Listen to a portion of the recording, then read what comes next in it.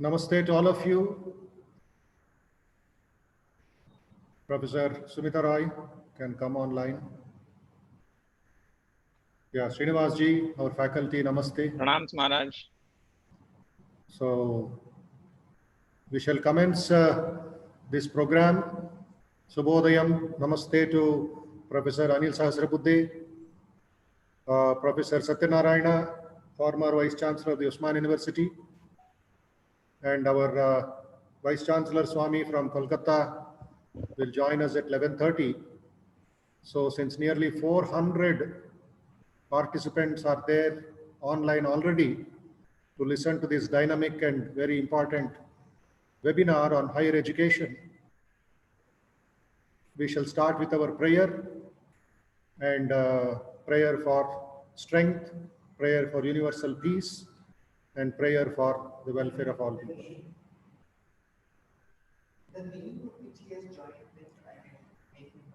Om Sthapakaya cha dharmasya sarvadharmaswarupine avatara varishtaya Ramakrishnaya te namaha yathagner dahika shakti Ramakrishne stitahiya sarvavidya swarupam tam sharadam pranamamyaham Namah Shri Yatirajaya Vivekananda Suraye Satchit Sukaswarupaya Swami Netapaharine Om Sahana Bhavatu Sahanau Bhunaktu Sahaviryam Karavavahai Tejasvinavaditamastu ma vidvishavahai Om Shanti Shanti Shanti Harihi Om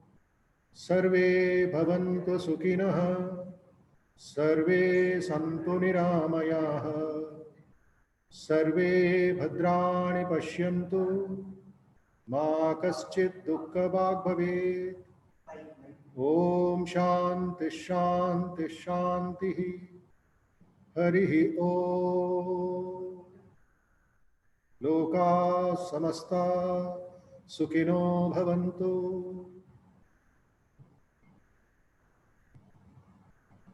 Bhadram Karne Vishnuyama Devaha Bhadram Pashye Vakshabhiryajatraha Sthirairangai Stuštuvagum Sastanubihi Vyashema Devahitam Yadayuhu Swasti na Indro Vruddhashrabaha Swasti na Pusha Vishwavedaha Swasti nastarksho arishthanemihi Swasti no Bruhaspatir dadhatu Om Shanti Shanti Shanti Om Asato ma Satgamaya Tamaso ma Jyotirgamaya Mrityorma Amrutangamaya Om Shanti Shanti Shanti Harihi Om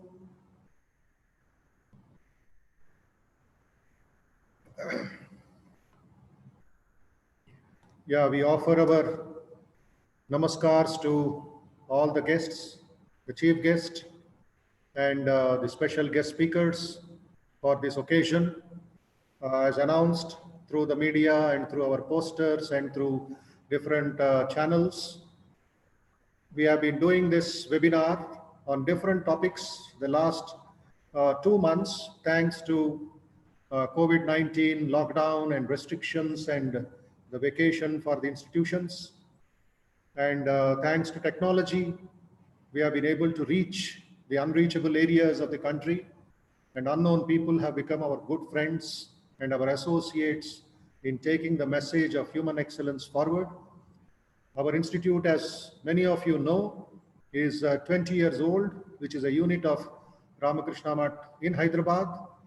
And it's a pioneering institution of human values, character, yoga, meditation, soft skills to lakhs of students from the 5th standard, that's the primary education, till the postgraduate education. The professionals, the teachers, the parents, and executives, scientists, everybody needs a common topic called human excellence. let it be the executives, let it be the parents, all need human excellence today. The teachers need human excellence today. So this is a very important institution, the one of its kind in the country, 24 hours by 7, 365 days. Unfortunately, only the last 3 months we had to close the classes, but the online classes are going on in small packages for yoga, for meditation, for concentration, for confidence, so that the students won't succumb to pressures of depression, anxiety, tension, and weakness. So this is a very important institution that we are looking at. So this is the 5th webinar that we have launched on 5th Sunday consecutively without a break. The first 2 Sundays we took on education of India's past, India's present and future, how to build a resurgent India through education. And through 2 Sundays, we handled building a resurgent India through music, classical music, devotional music, and Vivekananda and music. And last Sunday, we conducted another important webinar on youth power, building a resurgent India through youth power. And I'm sorry, this is the 6th webinar that we are conducting on higher education. So the theme has been decided by our faculty and myself as innovation and transformation, the way forward for higher education in India. It's a deep subject, a very vast subject, and a subject which has been debated in the parliament, by the policymakers, by private universities, here and there. It has been going on since the last 30, 40 years. So today, on behalf of the Ramakrishna Math Hyderabad, on behalf of myself, and behalf of all the nearly 495 participants, and many more will join on the YouTube, I convey my namaskars and greetings and respects to Professor Anil Sahasrabudhe, our good friend, well-wisher, and advisor of this education. He has been connected with human excellence last 1 year. He had come to Hyderabad and spoken on our foundation day on September 11th last year. And we are very fortunate that he's made time to be with us for the next couple of minutes as the chief guest for today's webinar. He is the chairman of AICTE. More we'll know about him when he addresses. And then we have Professor Satyanarayana from Hyderabad, former Vice-Chancellor of the Osmania University, and also the IIIT in Basra. So he is online with us, Professor Satyanarayana, well-versed in his own subjects, chemistry, etc. Highly experienced in policies and taking the Osmania University forward. We have Swami Atmapriyanandaji, the Vice-Chancellor of RKMVERI, Ramakrishna Mission Vivekananda Educational Research Institute, the deemed to be university in Belur. He will join us at 11:30 because of some other webinars and classes and university. And then we have TV Mohandas, who is another very distinguished Padma Shri Awardee and educationist and one of the founders of the Infosys and the Akshay Patra, and now heading the Manipal Global Education. We are very thankful for all these people for having accepted our invitation. We now leave the platform open for the opening remarks from our professor, Sumita Roy, former head of Department of English, Osmania University, our devotee friend, advisor, faculty of human excellence, to come online and give the opening remarks and take the message forward. We are very thankful to Mohandas Ji also, who has come online, and at a short notice of 3-4 days, he has accepted, and we wish him strength, peace, and we are very joyful, sir, very happy that we have accepted our invitation. And thank you very much once again. We are very eager to listen to you. Over to Professor Sumita. Pranams to Swamijis and namaste to the distinguished speakers who are here with us this morning. I would like to convey my special thanks first to Professor Sahasrabudhe, Chairperson, AICTE New Delhi, because Sir has been giving us wonderful ideas, and I think he will make a vast contribution to this topic, innovation and transformation. Professor S. Satyanarayana, former Vice-Chancellor of Osmania University, a great visionary under whom I worked for quite some time, and I saw the university going from height to height. Sir will also be able to tell us a lot about innovation and transformation. Shri T.V. Mohandas Pai, Padma Shri, Chairperson of Manipal Global Education, Karnataka. We are looking forward to hearing your ideas from your vast experience, sir. I'm sure it'll be wonderful. Revered Atmapriyanandaji is a great speaker, a great thinker, and has a global reach. We would be very happy to listen to him. Now, as Bodhamayanandaji, Director, Vivekananda Institute of Human Excellence, spoke just now, innovation and transformation has been going on in Vivekananda Institute of Human Excellence. But the year 2020 seems to have brought a new reality in our lives. Today, we can talk about these two terms. One is Atmanirbhar Bharat, and the other is Skilling India.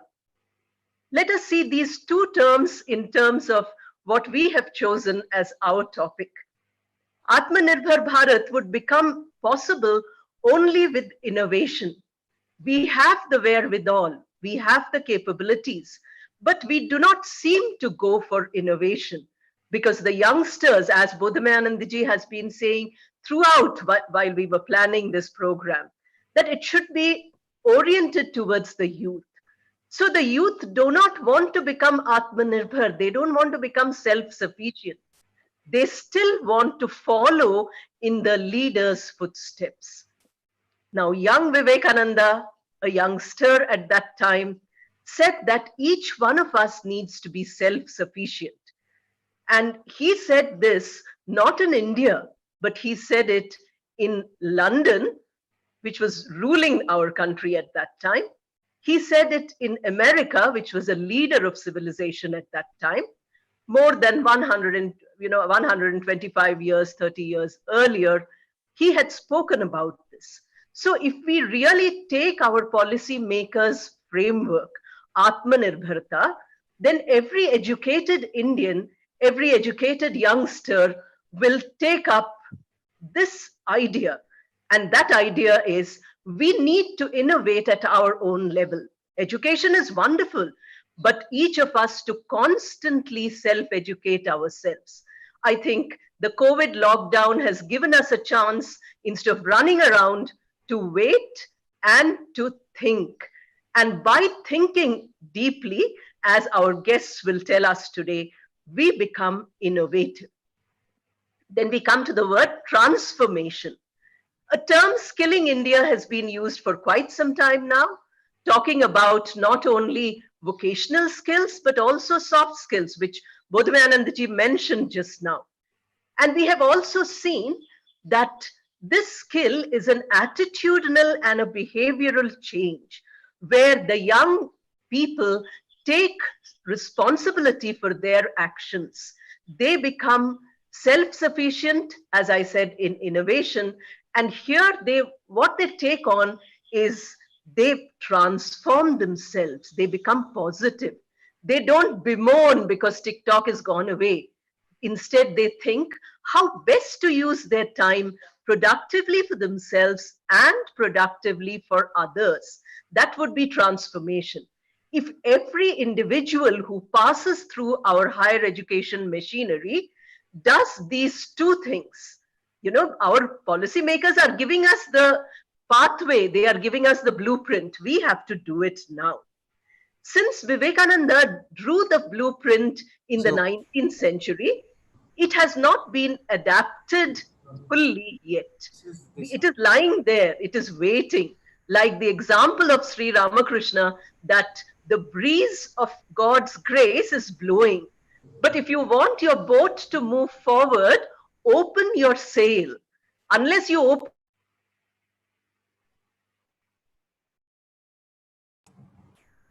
in terms of using the ideas which are there in the 9 volumes of Vivekananda, make them concrete, give it to the youth, and they will take it.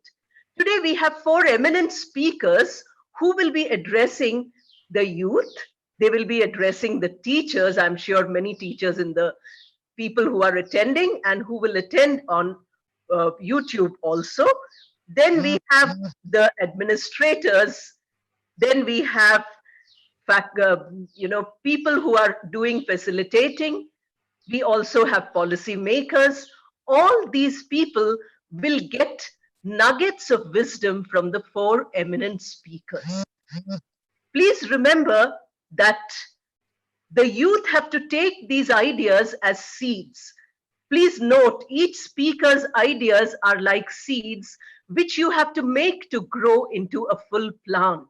It is your responsibility to take the ideas given by the 4 eminent speakers today and see how you can innovate and how you can change your transformation, innovation in your own lives, personal education, not necessarily only the formal physical education. Then for teachers and parents, you need to nurture these ideas. Unless you nurture these ideas, you will never have the ability to make India great, because the youth look towards the teachers and the parents for guidance. And this guidance, unless given positively, unless given in a manner which is suitable, the youth cannot do much. Of course, we have all 4 policy makers here. I'm sure they will be using their experiences when they tell us.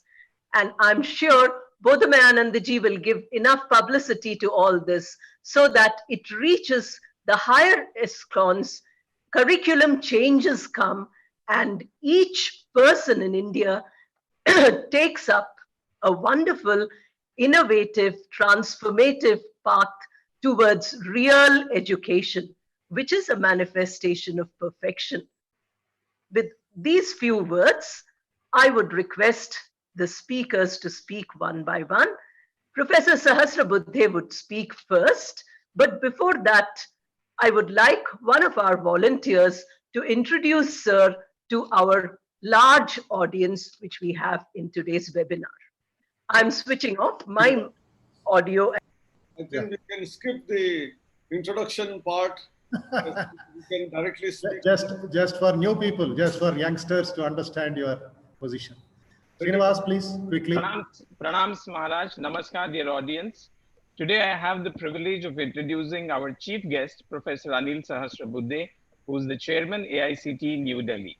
Professor Anil Sahasrabudhe graduated from the BVB College of Engineering and Technology, Hubli, under Karnataka University with a bachelor's degree in mechanical engineering and was a gold medalist. Thereafter, he obtained a master's and doctorate from the Indian Institute of Science, Bangalore. Prior to joining the College of Engineering, Pune, he was a member of faculty at the IIT Guwahati for 11 years. He was also a lecturer at the NERIST Itanagar. He served as the director of College of Engineering, Pune from 2005 to 2015. Presently, he is the chairman of AICTE and also on the board of governors at the NIT Arunachal Pradesh. Thank you, sir, and a warm welcome to today's webinar on innovation and transformation, the way forward for higher education in India. Namaskar, pranam to all attendees, but more importantly, Swami Bodhamayanandaji Maharajji, Swami Atmapriyanandaji Maharajji, who will come little later, and Professor Satyanarayana, my friend Mohandas Paiji, and Professor Sumita Roy, who elaborated on the topic which we are going to discuss today. I thank, first of all, Vivekananda Institute of Human Excellence, the institute where I visited last year on September 11th, and I was inspired by the kind of activities that the institute is doing for bringing out human excellence. Swami Vivekanandaji had rightly pointed out that education is nothing but to explore and to bring out excellence already in man. And therefore, how do we interact with our stakeholder students and bring out that excellence from out of them is one of the important things which we should address as educationists first, and then more importantly in the higher education sector. And today's topic of transformation that is required to be there in our not only education system, but the entire governance system, and how do we bring in innovation is going to be very, very vital and important. I think our Honorable Present Prime Minister Modi ji, right from the first year he took charge, started talking about certain initiatives, and there is a long thread which connects each one of them, starting with Swachh Bharat Abhiyan, the cleanliness, that is an environment where education can really prosper. Secondly, building toilets in all the schools and colleges as part of that initiative. Followed by that, today Madam also talked about Skill India. You know, skilling is very important because along with education, skilling is very, very relevant and important. Followed by that, we had Digital India, and today that advantage of Digital India is visible because despite lockdown, despite colleges being closed, we are able to communicate, we are able to conduct classes. Everything is possible because of the enormous thrust that was given on the Digital India. The next is the Make in India and Startup India, which is going to be directly connected with the Atmanirbhar Bharat, which we are all talking about today. And in the Atmanirbhar Bharat in particular, we already are aware that Industry 4.0 has been in place for now more than a couple of years, and education also needs to be transformed, especially higher education, which should catch up with Education 4.0. And that is what I think Mohandas Pai-ji will speak in much more elaborated way. But if you look at what all we learned in the pandemic period, I think the technology and the power of technology, which was evident, which was available, was never explored. And this pandemic really gave us an opportunity to explore that, to reach out to many people. Today, we can see that there are more than 500 plus participants who are there attending this particular webinar, the 6th in the series, and which is about transformation. Imagine about 6 months ago, before the pandemic broke out, if we had announced in a webinar of this nature, I don't think 100 to 200 people would have joined that. And now today, in every webinar, there are thousands of registrants and they participate. I think the power of technology in reaching out has been very, very evident. And therefore, post-pandemic, how do we innovate? How do we transform has many facets. One of them is education itself. And therefore, whatever we used to say earlier is blended learning or hybrid learning is going to take the foothold. Today, there are about 2,500 courses on indigenously developed MOOCs platform called Swayam. There are Swayam Prabha 32 channels. We are going to introduce a 33rd channel, which is exclusively on innovation that comes out from Indian various communities and students and faculty. I think that is another channel which is going to be launched very soon. So on one side, there is a lot of content which is going to be delivered through either web or through a TV channel. But how do we make use of it? I think every faculty member and student who are listening to this particular webinar, and please spread this message that we can, through this particular mechanism, the education is available at the footsteps of your homes, wherever you are, through any device from the best of the faculty in our country. I think that is the beauty of this. And not only that, 20% of the credits were already allowed by both UGC and AICTE to be taken through this Swayam portal to the respective transcripts and university credits. Probably we will increase it to 40%, thereby a mix of online and offline, online and face-to-face, we will have to start off. And this is the first big change which is going to happen. Now coming to the various technologies which have to be developed in the case of Atmanirbhar Bharat, which we are talking about. If you look at the pandemic period itself, I was very amazed that various institutions came forward for supporting our initiatives in terms of whether it is help desk to support students from reaching out to the people who are ready to give help in terms of whether it is education, whether it is in terms of internet bandwidth, whether it is in terms of food, hostel facility, transport, medicines. I think this linkage between people who are ready to help and people who need help, I think that is the first important thing which started off immediately after the pandemic. But many institutions came forward and developed either ventilators, the masks, the sanitizers, PPEs. I think everything that was needed and which was in shortfall in our country was created, manufactured, even by the workshops of the educational institutions. I think that is the power of innovation, that is the power of transformation that is available and which was used to some extent. I think post-pandemic, all the institutions have to gear up. How do we innovate and create all those products which so far we were all importing, and wherever possible, how can we make import substitution and reduce import bill and probably help other countries and increase our exports. I think this is a very important area which not only industry has to do, but even educational institutions have to create a support system by which rightly trained students have to come out. Now, coming to the very important aspect, one of the questions which often have been asked is, can everything be online? I keep replying that, and whether teachers' role will continue or they will be all displaced. I think both teachers are going to be required, and campuses and learning in the face-to-face mode on the campuses is also required. It is not that just the theory subject or some of the practice-oriented courses which can easily be done certainly on the online mode, whether it is sports, whether it is cultural activities, drama, music, dance, and human-to-human interaction. I think this institute, Vivekananda Institute of Human Excellence, is for bringing out that human excellence. And if we don't have all of that, that is not possible through online, and therefore a human personality will not be developed fully.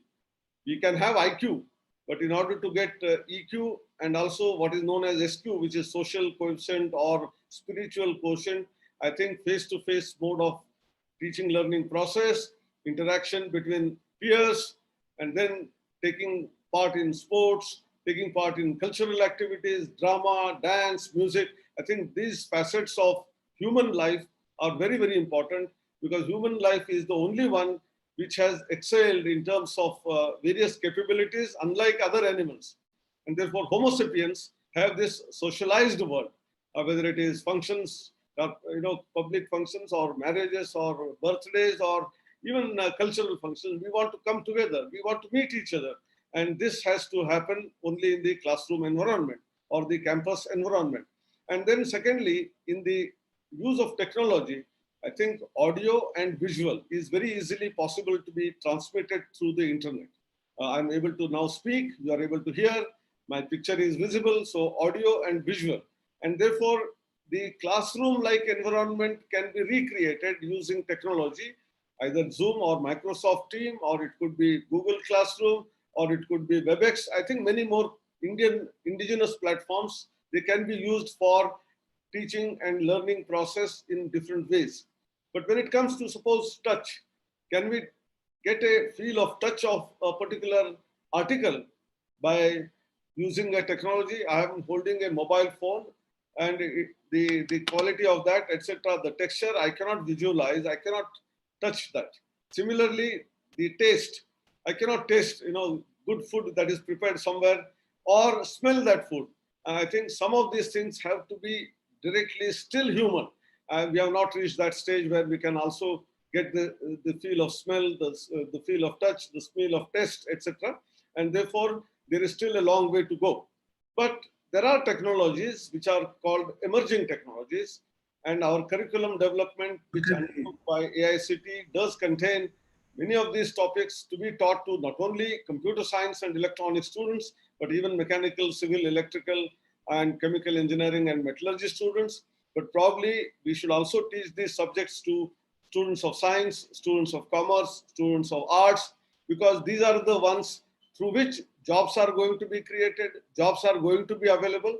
And these technologies are AI, IoT, machine learning, deep learning, robotics, 3D printing, blockchain, augmented reality, virtual reality, quantum computing, cyber security, data analytics.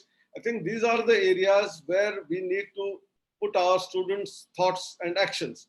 And if we want to become Atmanirbhar, these technologies, which are still developing in the nascent stage, we can catch up with the world, because in many other technologies, we only started 10 years down the line.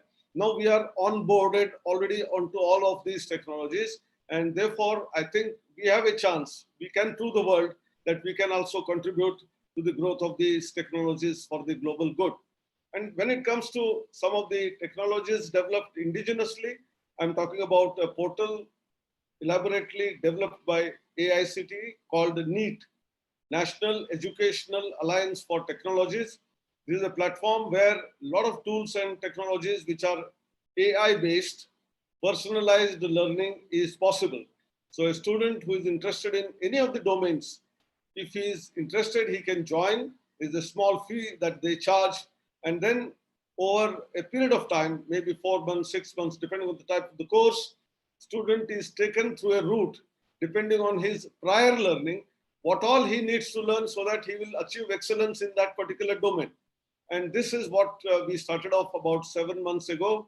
And during pandemic, most of these companies who were onboarded, 15 odd companies, 30 odd products, they all gave free of cost these technologies.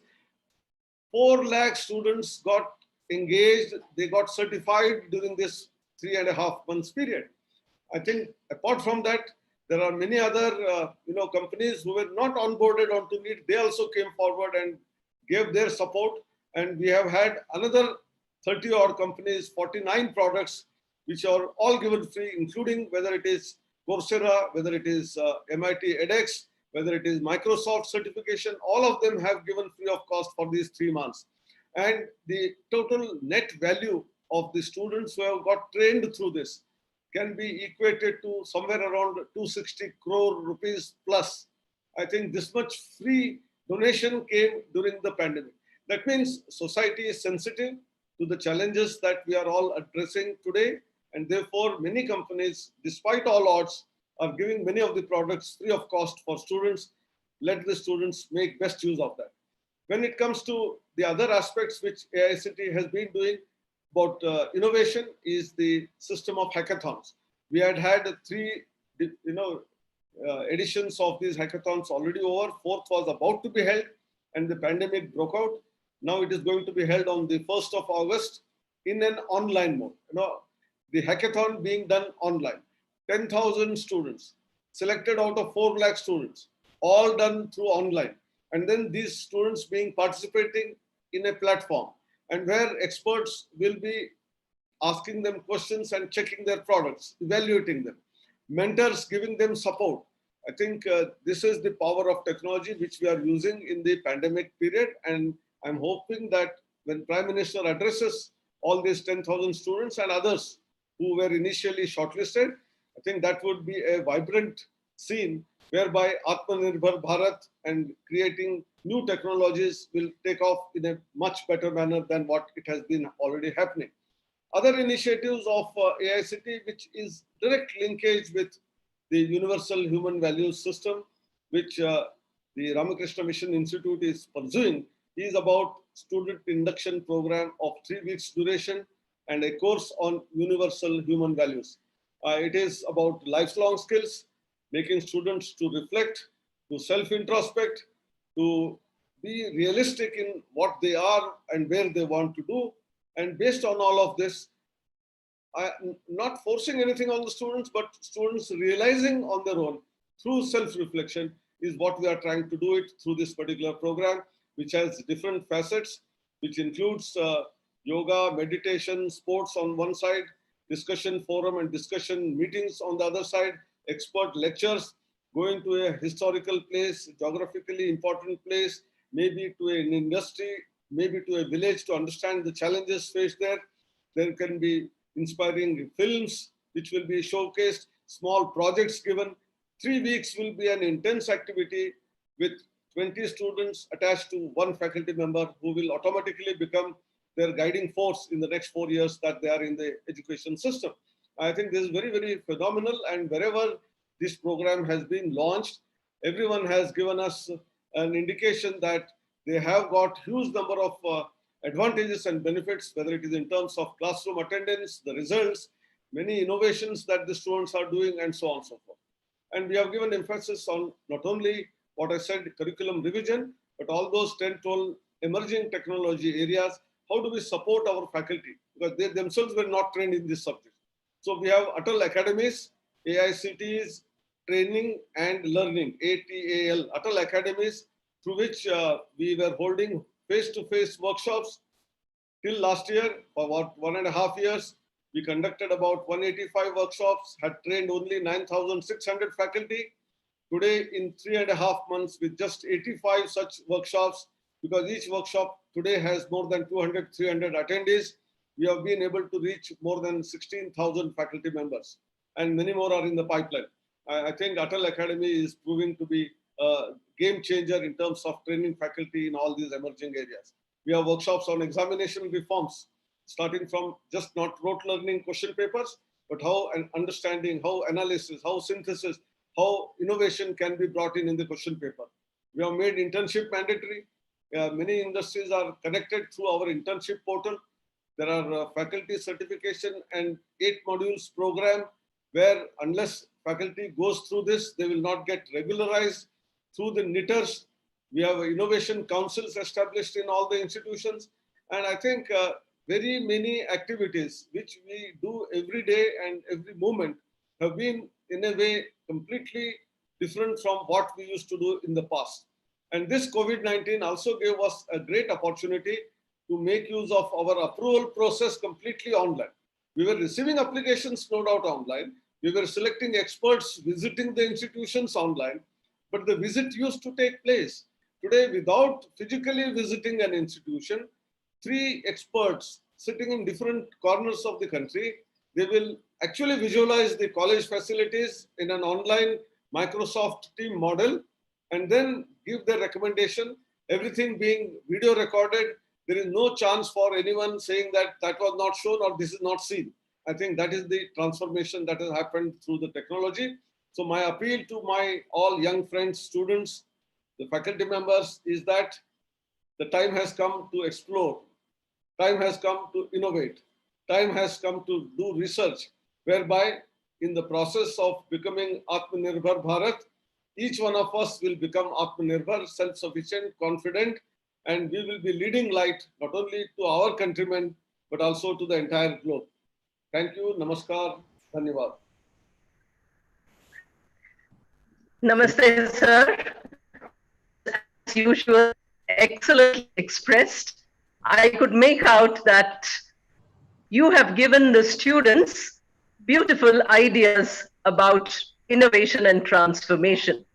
To the teachers, blended learning, digital plus physical, 20% or 40%. This is a wonderful idea for teachers to explore. For the students, the power of technology.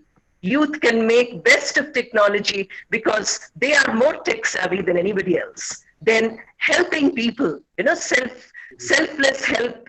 You gave an example, and that I think is wonderful. Import substitution, and the whole panorama of ideas which you opened up for our student participants and for students who will hear it, I think would be wonderful. Thank you very much, Professor Sahasrabudhe. Now we request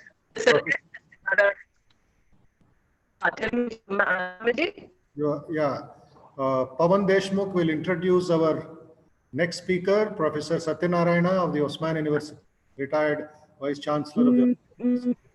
Pawan, please carry on. Yes. Good morning and namaskar to all the speakers and the participants of the webinar. I take immense pleasure in welcoming and introducing our next speaker of the webinar, who has done some remarkable work in the field of research and contributed a lot to the aspect of innovation and transformation, which has happened to be the broad objective of our webinar this morning. I welcome Dr. S. Satyanarayana Garu.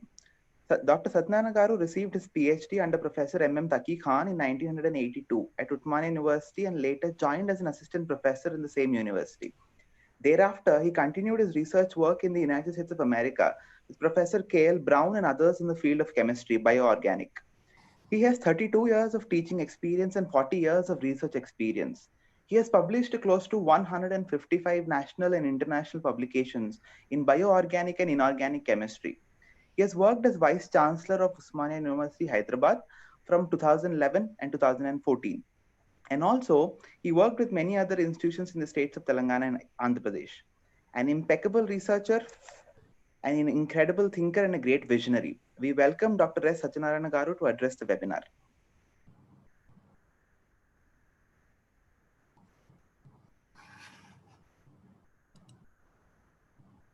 Yeah, Shri Satyanarayana can you come online?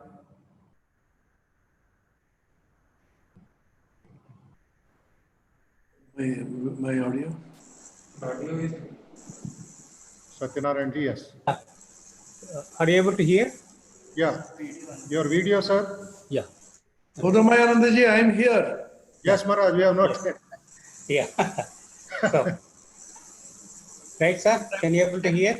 I am here, but there. Yeah.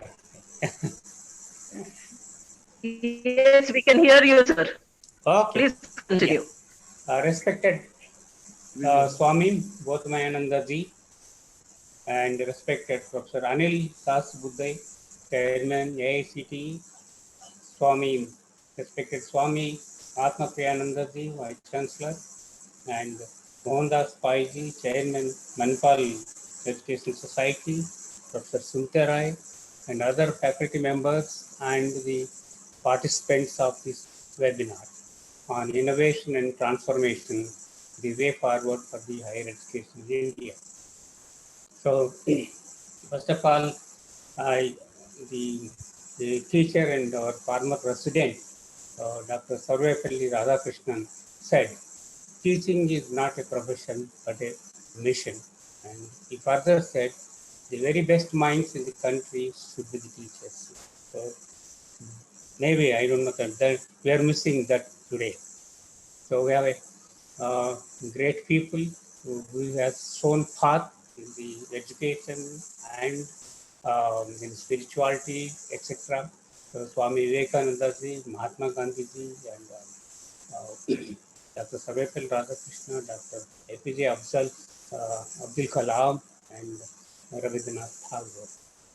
So today, the higher education demands 4 E's, that is expansion, equity, excellence, and employability.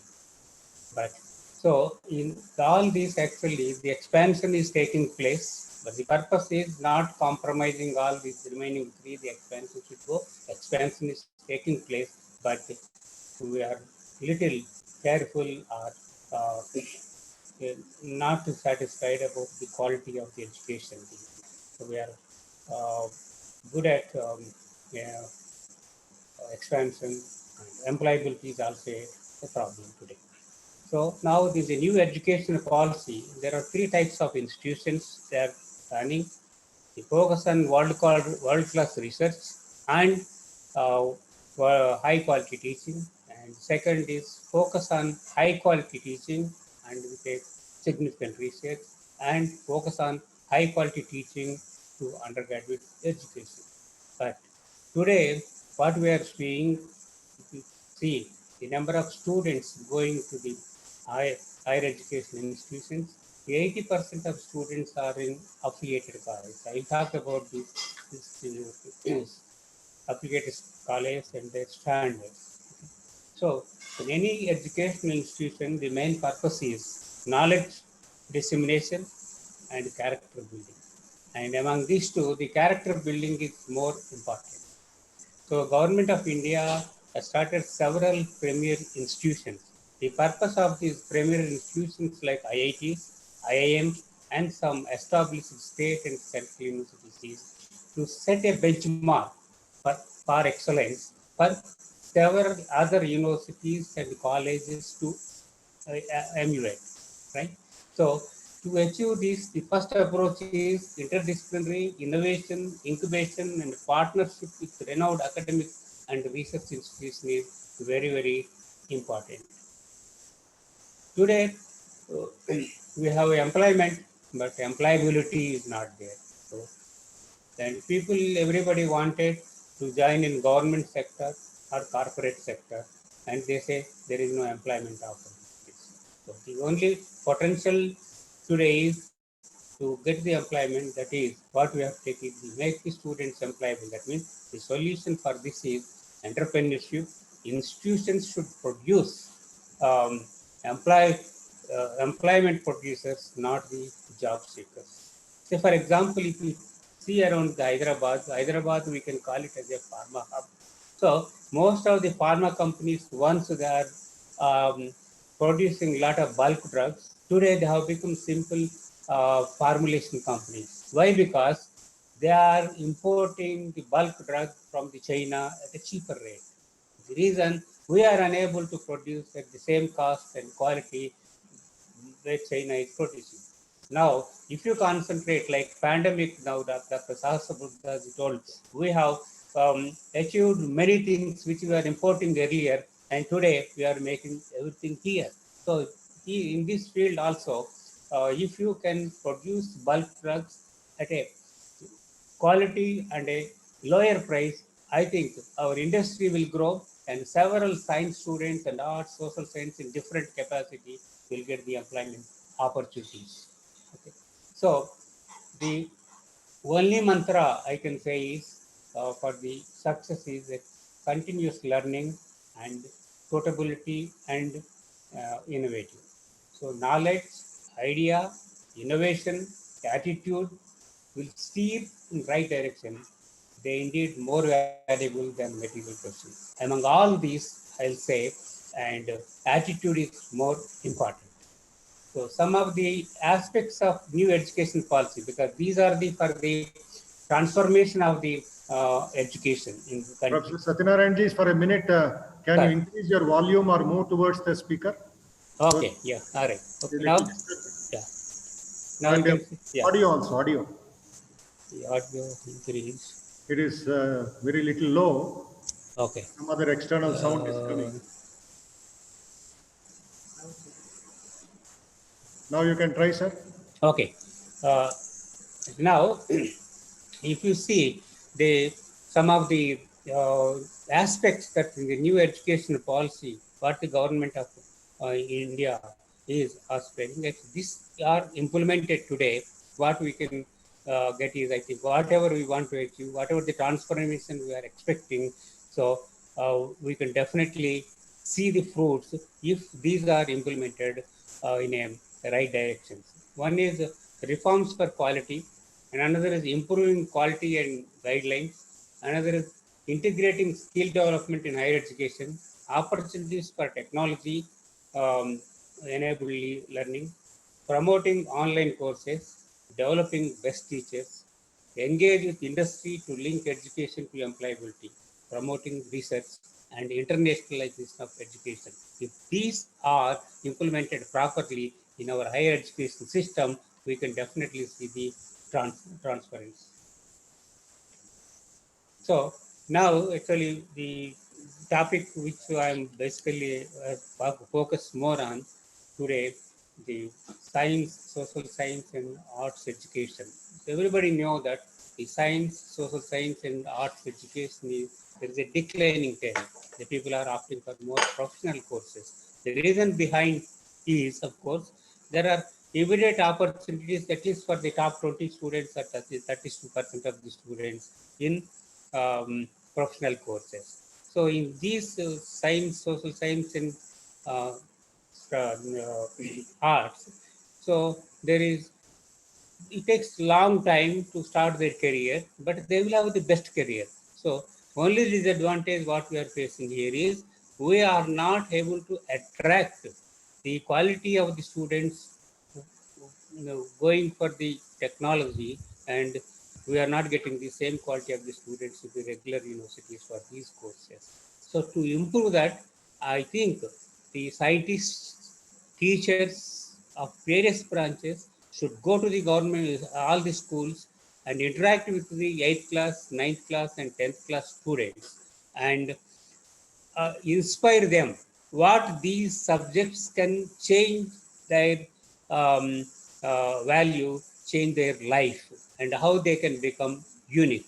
So if this can be done, what will happen is, so we can, we must also tell the stories of inspire the students by telling the stories of the um, uh, very great people in these fields that will inspire them, and they will join in these studies. Because even if they go to the professional course, also not more than 20% are getting, 30% are getting employment opportunities. But the remaining 30% really merit students comes to this courses, I think they will have a better future.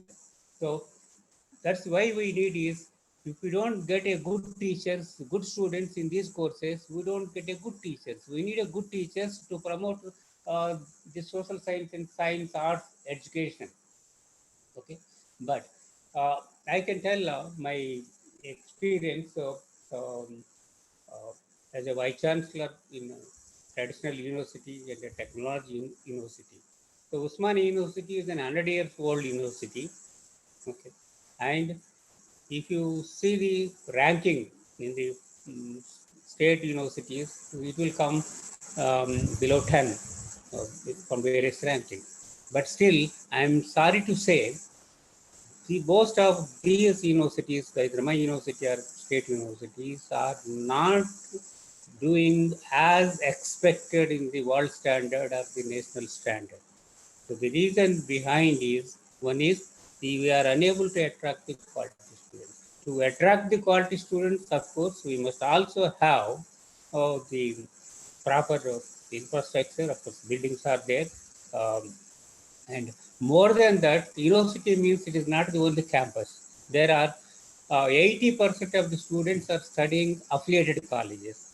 So if you see the status of the affiliated college, today there is no permanent buildings, there is no faculty, there is no ambience. Since they are far away from the universities in 3-4 districts, it comes under one university, university cannot manage except conducting the examinations and now and then some monitoring. So this they are taking an advantage because mostly they are private universities. I am not talking about the good government aided and the government colleges. So talking several private universities, not all private, but majority, for the sake of getting admissions.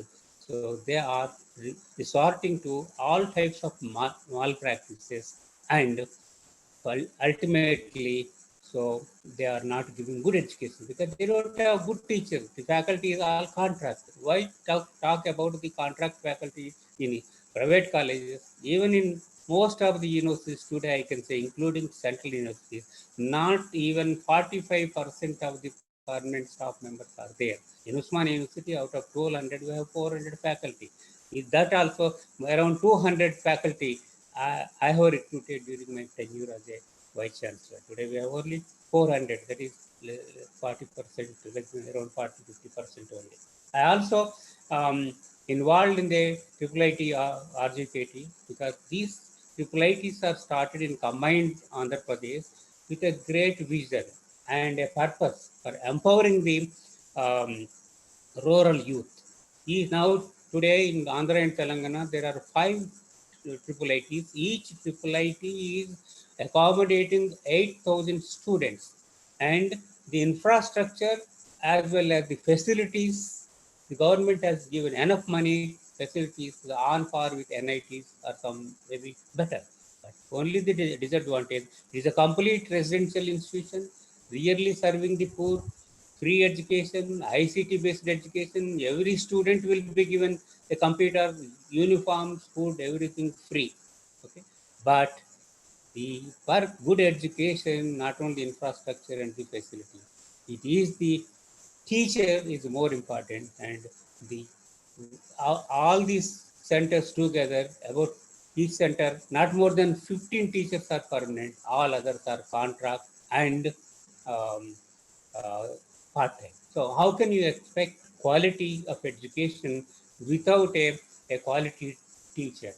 Okay, of course, to improve the quality education, of course, Government of India has started in science and social sciences several institutions like ICERS, Indian Institute of Science, Tata Institute of Social Science, National Law Schools, and English and foreign language centers. And country is also going to set up around 10 Indian institutes of liberal arts, multidisciplinary education and research on the model of IITs. I think if these all will come, I think some of the students, but these can cater, today 3.7 crore students are going for higher education, and these top institutes can cater a minimal, not less than 5% of the students. But our affiliated college system, colleges, and our state universities grow, become strong. So that is possible only when we talk about the attitude of the students and teachers. Only teachers are not responsible for it. The students' attitude, they are coming for learning something, and they should come with a purpose, they should come with a vision, and they should come with some future.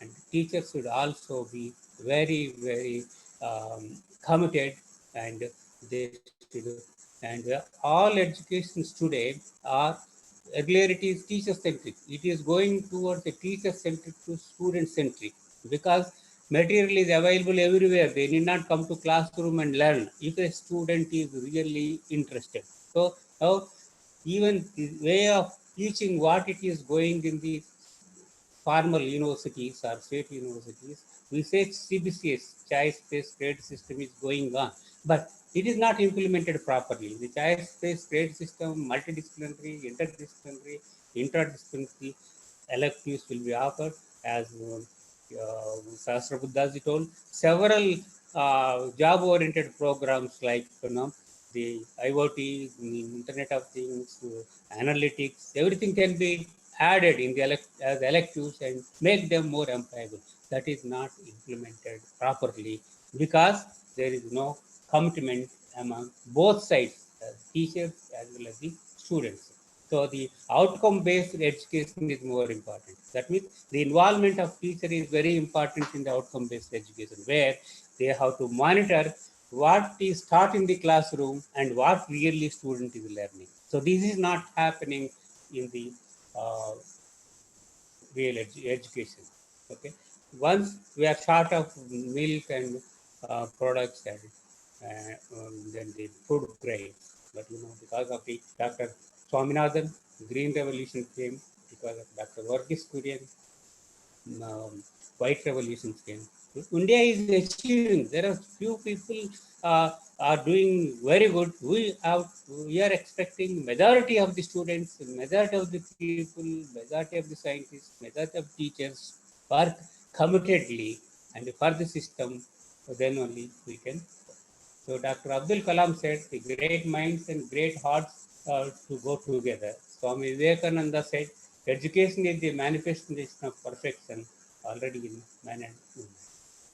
So that means, so when you go to the UGC says, not more than 10% of vacancies in the universities. Today, I told you more than 50% vacancies are there in the university. All the teachers should be trained properly, orientation programs, they started MHRDs, centers for training them. And this is the vision of the now new education policy initiatives. So the product induction programs, learning outcome-based education, tracking student progress, teacher induction training, examination reforms, soft skills, mentoring of non-accredited institutions, social industry connect, promoting quality research, ICT-based teaching learning process. Now, present day scenario, this is more important, ICT based teaching learning. So, all these on paper, then the government proposals, design the curriculum is very good. When you go to the implementation part, it is not happening because of lack of the commitment among both the sides. Okay. Then, and research is more important for any institute to develop. A teacher to be a researcher, innovator, creator, and an approachable and impartial and judicial. So, So now science or social science, whatever may be, if you talk about research is not up to the mark in the country. A major research that is coming from the national institutes, not from the colleges and the universities, because it is a large number of teachers as well as number of students, and until unless the research is integrated, there should be integration between the teaching in the class, teaching and research integration in the classroom. I think there should not be very good education now. Okay. So that's why in the PG we have to introduce PG and UG, remedial measures should be taken, CBCS should be implemented properly, project work should be implemented, industrial visits should be there, research seminars, presentations should be there, and teacher-centric teacher-centric to student-centric will be there.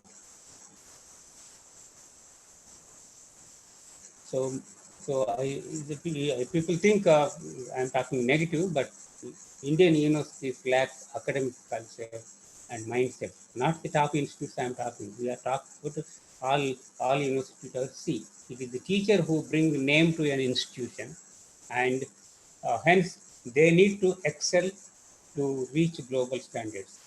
So there are talented teachers, there are talented students, but their attitude has to be changed for doing research. So talent, technology, and trust is the key for the success. So most of the colleges and universities we see, they are like government offices, start for 9 or 10 and close it. So in the world scenario or in national laboratories, national institutions, they start 8 a.m., work till 11 a.m. and their libraries are open 24/7. So that's the situation we should bring to the. So faculty enrichment should be there by various programs, and there should be social connectivity by adapting villages and the customization of technology. And technology adoption in education is more important in the present trend, because ICT-based learning tools, it should be taught to the students online through Digi Pathshala, MOOCs, Swayam, and all these UGC and AICTE is giving. Then we have to UGC also offering several online programs. Shall I continue? Hello. The audio is a little bad. Anyway, I think time is up. Okay. The last. Would you like to say anything else? Yeah, one. Okay, sure. I'll end it in a minute. Okay. Yeah. So Sure. if you observe most of the developed countries, okay, they abide following principles: ethics, integrity, responsibility, respect for laws and regulations, the love for work, the efforts to save and invest, production, punctuality. These qualities are needed for our students and teachers to become world leaders in the education. Technology today is not just IT, but biotechnology, nanotechnology, stem cell research, alternate energy. For this, we need young talent and new minds to be trained. Sam Pitroda, several years ago, I heard his lecture 10 years ago, he told.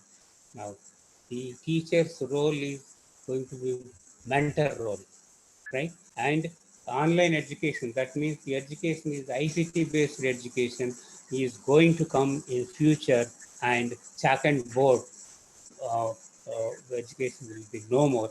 Maybe this pandemic situation is helping us to go to the ICT-based education and online education, because using various platforms. So thank you very much for giving the opportunity. Thank you. Thank you, sir. Professor S. Satyanarayana, you gave very important ideas, which I think the participants will take up. Although the audio and the video are not, I don't know whether my audio and video are good. Today, the connectivity seems to be very poor this side. The idea of expansion, employability, and employment is very important for people who are sitting in positions of power. knowledge and character, I think every youngster who's attending should concentrate on these two. Sir ended by talking about ethics, integrity, responsibility, and a series of ideas. Vivekananda Institute is working on a course on human excellence, which will be a 30-hour course, thanks to Professor Sahasrabudhe again. Professor Satyanarayana also mentioned very important for teachers and students both, and that is continuous learning. Then he gave the idea of inspiring school students to come into mainstream courses, not only technology. Therefore, if we remember all this, giving examples to people in great lives in order to have a balanced society, not completely towards any one side, balance in all subjects, that would be wonderful. And now we will hear revered Swami Atmapriyanandaji. Before Swamiji begins his words, there will be some introduction. I can also see my voice breaking. I hope it's audible now. Yeah, I'll manage. Thank you. Okay. Pranams to revered Atmapriyanandaji Maharaj from Hyderabad. Online pranam. Yeah, greetings to you from Belur much. Yes, we are blessed. So, for the benefit of the audience and students and professors of various institutions in the country, I would like to just say Swami Atmapriyanandaji at present is the Vice-Chancellor of the Ramakrishna Mission Vivekananda Education Research Institute, RKMVERI. In the beginning, I told that was the university, Ramakrishna Mission Vivekananda University. Now it is the deemed to be university, which is situated at Belur Math, the headquarters of the Ramakrishna Math and Ramakrishna Mission. He is the first Vice-Chancellor of this university. And revered Maharaj has traveled all over the world, spreading the message of Vedanta, Ramakrishna Vivekananda teachings. And he joined the Ramakrishna Math in the year 1978. And from then onwards, in the field of education, as the principal, vice principal, and now as the Vice-Chancellor of our prestigious university. And we request him to speak on Swami Vivekananda's ideas of education, how it can transform the policymakers and make our nation great as visualized by Swami Vivekananda. Over to Swami Atmapriyanandaji Maharaj.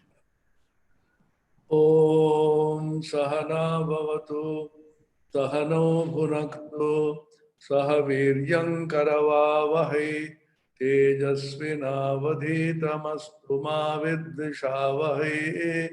Om Shanti Shanti Shanti Harihi Om Tat Sat. May the Supreme Being protect us both, the teacher and the disciple, by revealing to us the true nature of knowledge.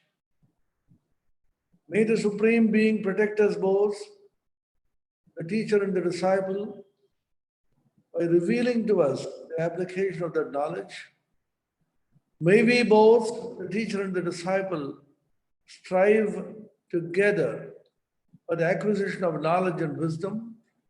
May the knowledge and wisdom that we acquire be effective and illuminative. May there be no disharmony between us. Om, peace, peace, peace. Om, that existence. So Swami Bodhamayanandaji and the organizers of this webinar, I'm extremely thankful to have been called upon to say a few words. Swami Vivekananda is our passion for which we have dedicated our lives. And therefore, talking about Swami Vivekananda and his views is not only a great blessing and an opportunity, is also so rejuvenating and transformational individually and collectively. Swami Vivekananda repeatedly said, education is the panacea for all the evils. He said, I went through length and breadth of the whole country and saw the poverty, squalor, superstition, so many ills plaguing the society. And I asked myself, what is the remedy? The answer came, education, education, education alone. What type of education Swami Vivekananda envisaged? Once again, Vivekananda was ancient and modern at the same time. And on the last day of his life, on this mortal earth, before he threw away his body like a worn-out garment, as he himself said, 4th of July 1902, he told his beloved brother disciple, Swami Premananda, rooted in the ancient Indian culture and spirituality, and blending it harmoniously with the modern science and technology, we should establish a university at Belur. Swami Vivekananda's vision of a university is one in which the students and the faculty and all the stakeholders will not only cultivate knowledge, have a passion for knowledge for its own sake, investigate into the mysteries of the universe, the macrocosm or the microcosm, starting from the stars and the planets and the nebulae and the various cosmological events, the origin of the universe, how many billions of years ago the universe originated, the early universes, to the atoms and the subatomic particles and the elementary particles and the quarks and so on, the micro world, and the world, fascinating world of spirituality in the inner space. Vivekananda said, it is glorious to conquer the nature, but what the Western world thinks of nature is only the outer nature, external nature. But there is a greater, grander inner nature in the soul of man. And that calls for a different kind of study. For thousands of years, millennia after millennia, hundreds of thousands of best brains in our country have been investigating in the mysteries of the inner world. And it is all documented, proven, verified, researched into even to this day. And the entire document forms the entire set of what we call the Vedas, the Puranas, the Tantras, the Upanishads, the Gita and the other scriptures, up to the present day when we are studying the Ramakrishna Vivekananda literature. And so many saints and sages even now living and will come in future, who will be fascinated by the exploration of the inner world and pass on this knowledge to the gen next. Vivekananda therefore wanted a blend of the modern and the ancient education. He asked one of his disciples in a letter, can you be the Occidental of the Occidentals, more westernized than the Westerners themselves, in a spirit of equality, spirit of energy, exploration, investigation, pursuit of truth, science, at the same time remain a Hindu to the very backbone? This we have to do. By Hindu, he did not mean anybody who is attached to a particular religion. In general, he meant anybody who owns the ancient Indian heritage as his or her own. All of us are descendants of the rishis and the sages and saints of all religions. And they have given us extraordinary spiritual treasures. How to apply them in the modern society is a challenge. We have theories enough.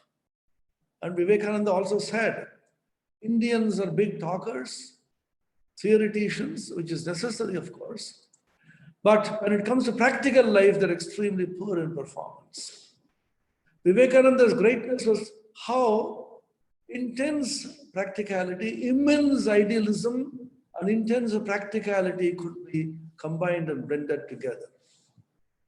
Once he was in the West, in America, the Harvard Philosophical Club, there is a question-answer session in which he was asked, what is your Vedantic idea of civilization? Swami Vivekananda immediately retorted, that civilization is the greatest when the highest ideas become the most practical. We normally think, when we think of God, the spirit, religion, spirituality, and so on, the so-called modern boy or girl things, they're all old, obscure artists, not relevant anymore. But Vivekananda said they are the most relevant because it is you. The science of Vedanta does not say God is sitting somewhere controlling you, and the stars and the planets are not controlling you, but you are the manufacturer of your destiny and the controller of your destiny. You are responsible for yourself. That undeniable, incontrovertible existence which is you is Vedantic God. I can deny everything in this universe. I don't believe there's a God. Okay, good enough. I don't believe what the scientists say, that they have found out a vaccine for this. Okay, good enough. You may not believe. I don't believe that there is some planet somewhere which has been newly discovered.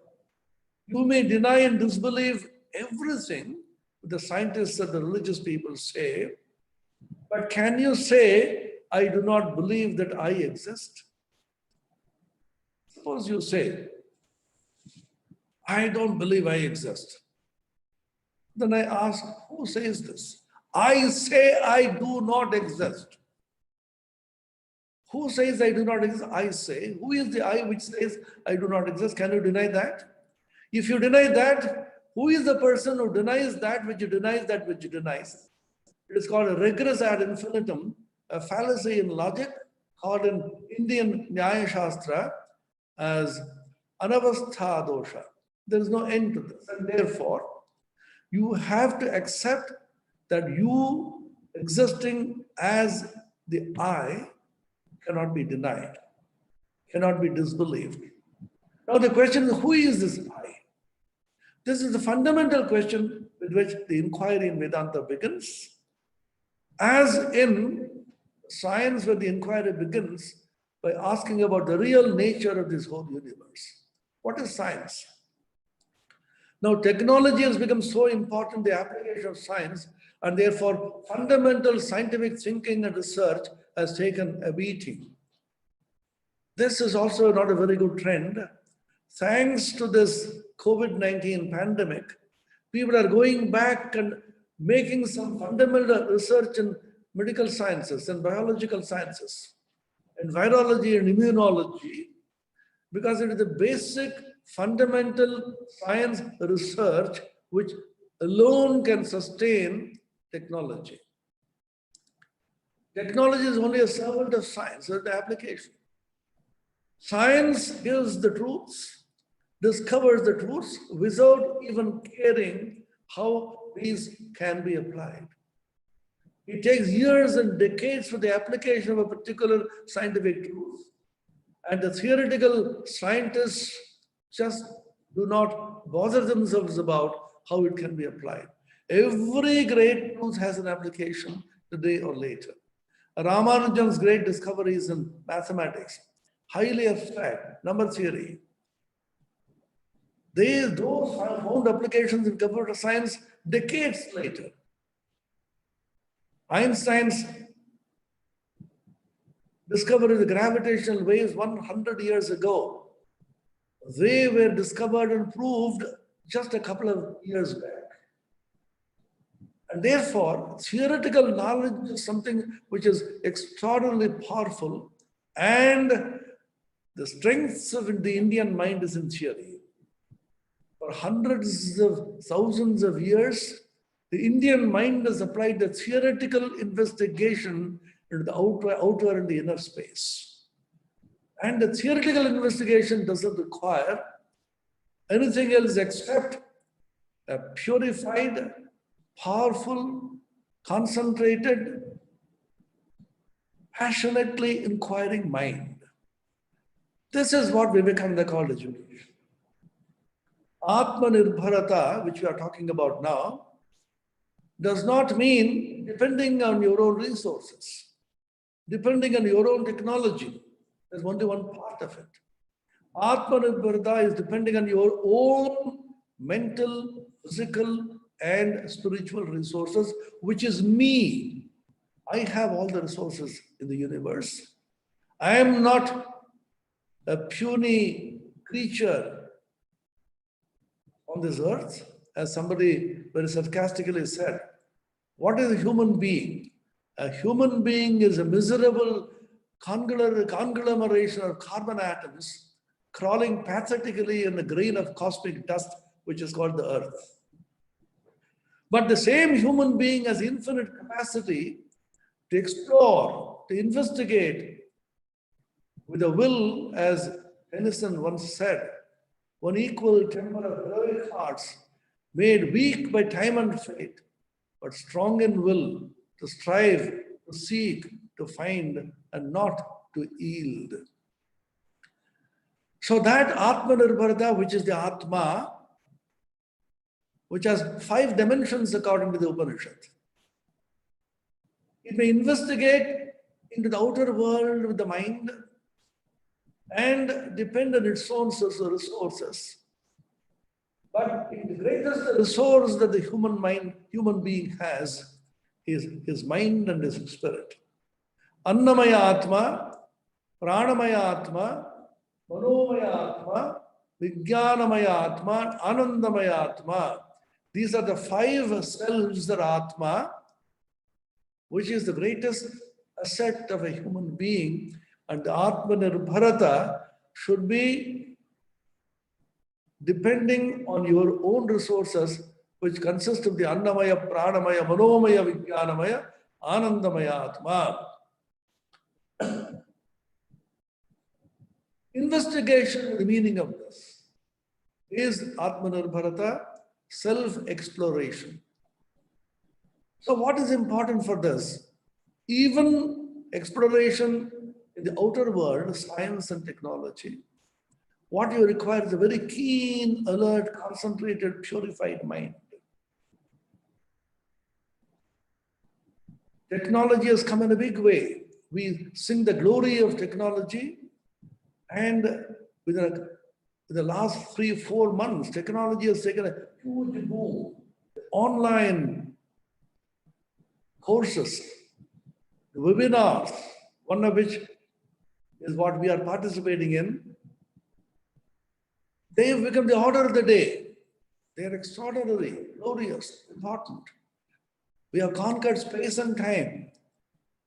But the mind, which is dependent on technology, is becoming over and over dependent, over much dependent.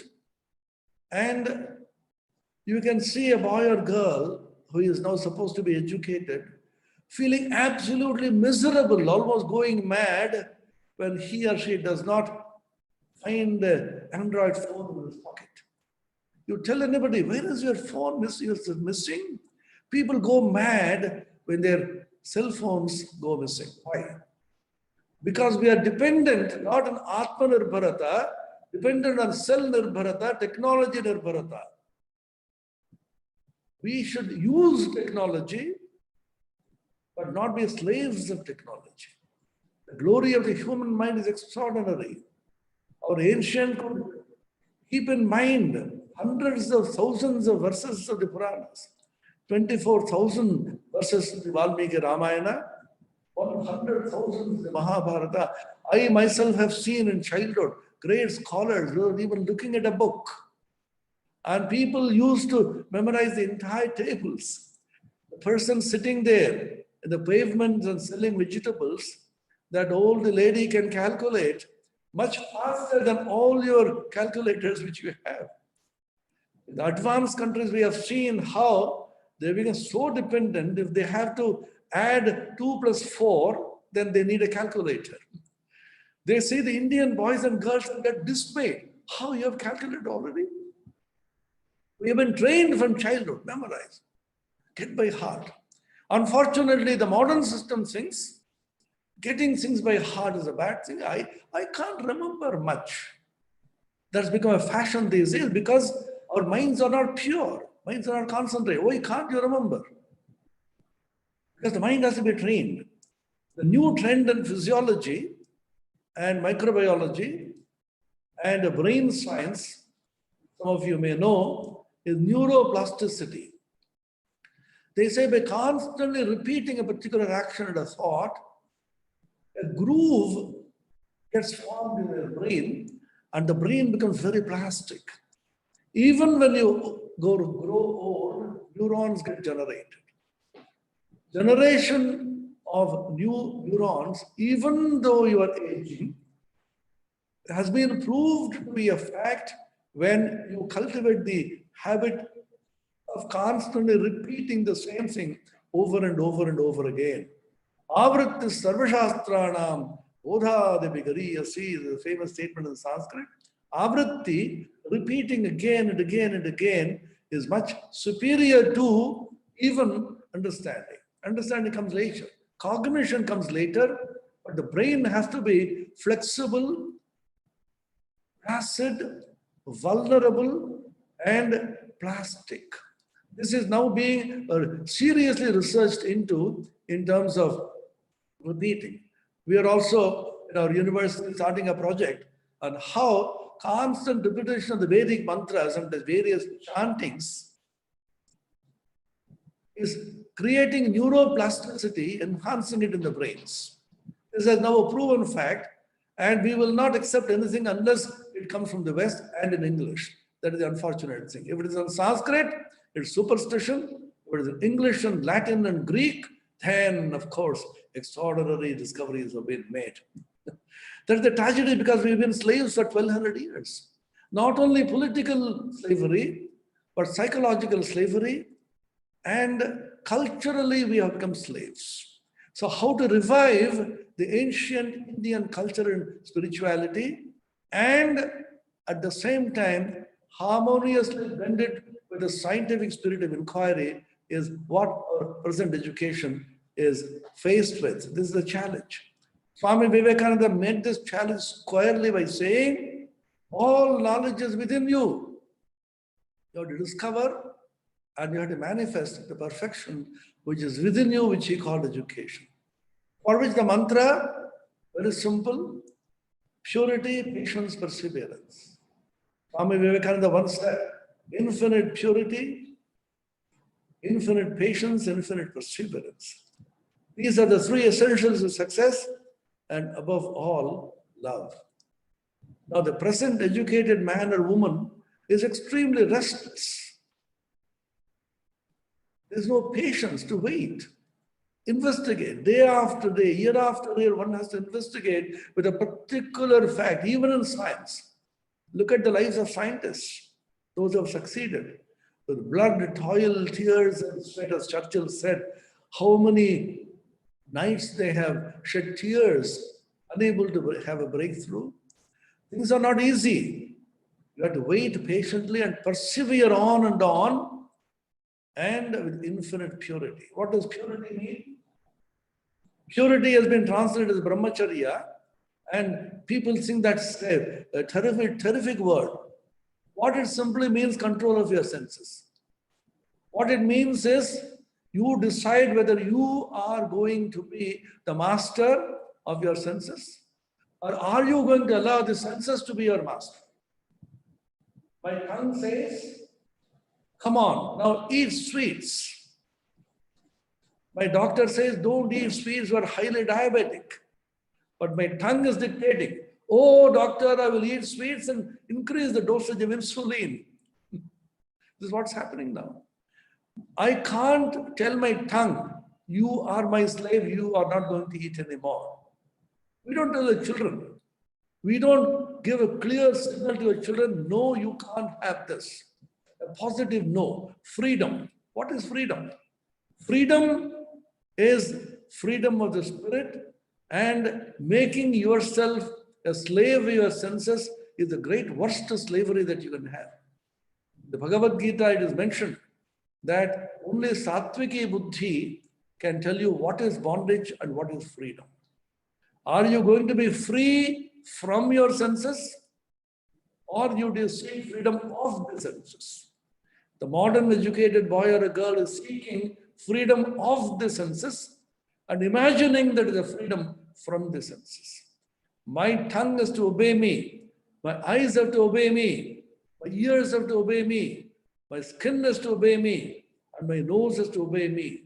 Shabda sparsha rupa rasa gandha. I will be the master. I will allow my mind as much, only that much freedom which is required. I tell my mind, now you concentrate on studies. Concentrate on investigation. How many hundreds of people are now engaged in investigating day and night and finding a vaccine for this COVID-19, which has thrown a huge challenge. It's a hard work. Nothing comes so easily. So our education now is dependent on the mantra of purity, patience, and perseverance. Doggedly one has to persevere, and you do not know how well the results will come. When the mind becomes pure, when the mind is concentrated, results shall come. What was the mantra? Gayatri mantra. Once again, we will think it is very obscure, this antediluvian, old-fashioned. In Sanskrit, the mantra is given. No. That mantra is the greatest mantra which was given to a boy or a girl when he went to the Guru in the Gurukula. The first teaching that the Guru gave is chant this Gayatri mantra, observe purity, and with Shraddha, faith in the Guru, in the scripture, and in your own self. Swami Vivekananda added this. You have faith in all the gods and goddesses that exist in the whole world, 33 millions of gods, and hundreds of gods which the foreigners have manufactured and put you in your midst. Still, you will be a rank as atheist if you do not have faith in yourself. So faith in oneself, Atma Vishwas, Atma Shraddha. Combine that purity and then enter into education. It is so easy because infinite power is the human soul. Your mind is so vast and so powerful. Why should you suffer from attention deficit syndrome? This is being talked about now. And people are running behind psychologists, psychiatrists, and doctors. What can a psychiatrist do? He disintegrates, reintegrates, integrates. You look at yourself. Why should you have attention syndrome? I'll just give you a brief insight into this and stop. Attention syndrome, attention deficit syndrome, these are possible when you lack interest. It is not the brain or the mind which is responsible for attention, but it is the heart which is responsible. It was discovered in India long ago. It is the Hridaya which remembers and not the Mastishtha or the head. Why is it so? When your heart is pulled, you feel a great attraction for something, you don't forget anything. Or boys and girls, where they are interested, like mad they remember. I tell my students a funny example of this. They say, we can't remember all this, we don't remember, we can't memorize it. How many centuries our cricketers scored, how many catches they held, and what are the various songs in the various films? They exactly can quote with the names and the songs. How do you remember? Because you like it. Because our heart goes after it. I ask them a question. India, Pakistan World Cup final. Last over, 6 balls and 10 runs. Do you have to tell any of our young people, please concentrate on this television screen? You have to tell that. They forget sleep, they forget food, they forget everything. Glued to the television. What's going to happen? The first ball, no runs. Second ball, 2 runs. 4 more runs. 4 more balls. With bated breath, they are looking at why? Is there attention deficit syndrome there? No. Because their heart is being pulled there. You have interest. That's why Jesus the Christ famously said in the Sermon on the Mount in the Bible, where your heart is, there your treasure will be also. Where your treasure is, there your heart will be also. Sri Ramakrishna said very beautifully, there's a thief who wants some gold. And he hears there is some gold in the other corner of the room and there's a small curtain in between. If he knows there is gold on the other side, do you mean to say he will sleep? He'll be constantly worried about how to get that gold. Sleepless nights he will spend, and constantly he will be thinking about how to get it. In exactly the same way, you should have passion for knowledge, for cultivation, for inquiry, for higher thinking. So our boys and girls should be taught how to think nobly, noble, pure thoughts, and feel nobly, and willing also should be extremely noble. Thinking, willing, and feeling, all the 3 should go together. This is called the Vedantic integral approach of education. Heart to feel, head to think, and hands to work. In Sanskrit, it's called Jnana, Bhakti, and Karma. And all of them are interpenetrated and informed, enveloped by yoga, which is concentration. This is the symbol of the Ramakrishna Math and the Ramakrishna mission, which Swami Vivekananda gave us. There is a beautiful lotus blooming, which is symbolic of bhakti, of the feeling heart, and the rising sun, which is symbolic of jnana, deep thinking, penetrative thinking, and the wavy waters, which are symbolic of karma, work without asking for any results in return. And there's a serpent which is encircling the whole thing, which is the Kundalini Shakti or yoga, and the swan, the Hamsa, is symbolic of the Paramahamsa or the Paramatman. The Swami Vivekananda said, the meaning of this picture is by a harmonious combination of jnana, bhakti, karma, and yoga, heart to feel, head to think, hands to work, and informed by concentration, the vision of the Supreme Paramatman, the Paramahamsa can be obtained, which is your own very self. This Atman, which is you, the same as the Paramatman, which is the infinite. And there's a beautiful passage there, a line from the Upanishad, Tanno Hamsa Prachodaya. May that swan, the Supreme Hamsa, guide us and inspire us. Thank you so much. Om Shanti Shanti Shanti Harihi Om Tat Sat Shri Ramakrishna Arpanamastu. Yeah, Professor. Thank you, Maharaj, and pranams. Vivekananda is the voice of the Ramakrishna Vivekananda tradition, which has mentored all of us. He has given ideas which I think are very relevant for the youth, reclaiming our ancient heritage, because there is rich treasure in our heritage. We need to contemporize them and we need to reuse them. He spoke about practicality plus idealism.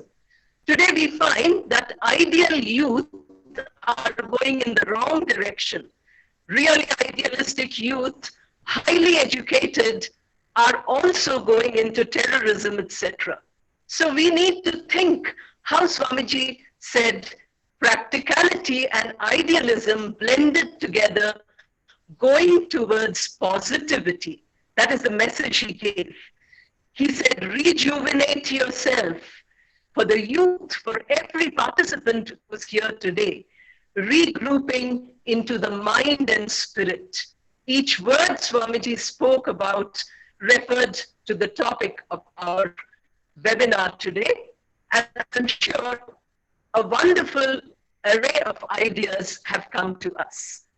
Now I would request first the introduction and then Padma Shri TV Mohandas who will speak after the introduction. Ms. Charita, please. Or volunteer Charita, please come online. Are you there?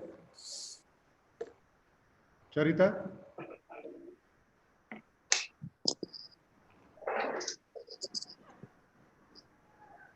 Yeah, I request Professor Mohandas Paiji, our special guest today. We're very thankful for you for accepting our invitation. Padma Shri Awardee and former CFO and board member at Infosys. He is also the co-founder of Akshay Patra, the world's largest midday meal program, and works actively with government and regulators on policy recommendation and guidelines. Man of tremendous experience in the field of education, now in the Manipal University, and he is online in many webinars and national channels discussing the state problems, national problems, education, etc. So on a short notice and invitation from Bangalore and Karnataka, Shri Mohandas Pai is available to us. So we request him to share ideas on this very important topic with a large number of students and professors and public from all parts of the country. Namaste to Shri Mohandas Pai. Thank you. Thank you, Swamiji. First of all, thank you for inviting me. I listened carefully to all the great speakers before. I'm very happy to learn from them. I would approach this from a very different point of view, how to have innovation and transformation in education. For that, first, let us look at the life of Swami Vivekananda. Narendranath, as a child, had certain qualities that made him Swami Vivekananda later, who was innovative and transformative. As a child, he was curious. He had a questioning mind. He had a thirst for knowledge. He had an infinite capacity to discuss, argue, debate with everybody. He had an infinite capacity to travel, to experience, to experiment. And he had great courage to go all around the world to learn. So his mind was very active. And his mind was always focused on learning, examining, and going deep into matters. This is the kind of quality that we must have in every student through our education system to create more innovation and to create a transformative human being. Because education will be known by the finished product. The finished product is the student who graduates. And for that purpose, we have to change our pedagogy and we have to change the way we teach our children in school and young people in universities. What should we do? When a child goes to preschool or a child goes to school, a child is always curious, is always looking around, looking at nature, asking questions, wondering what happens.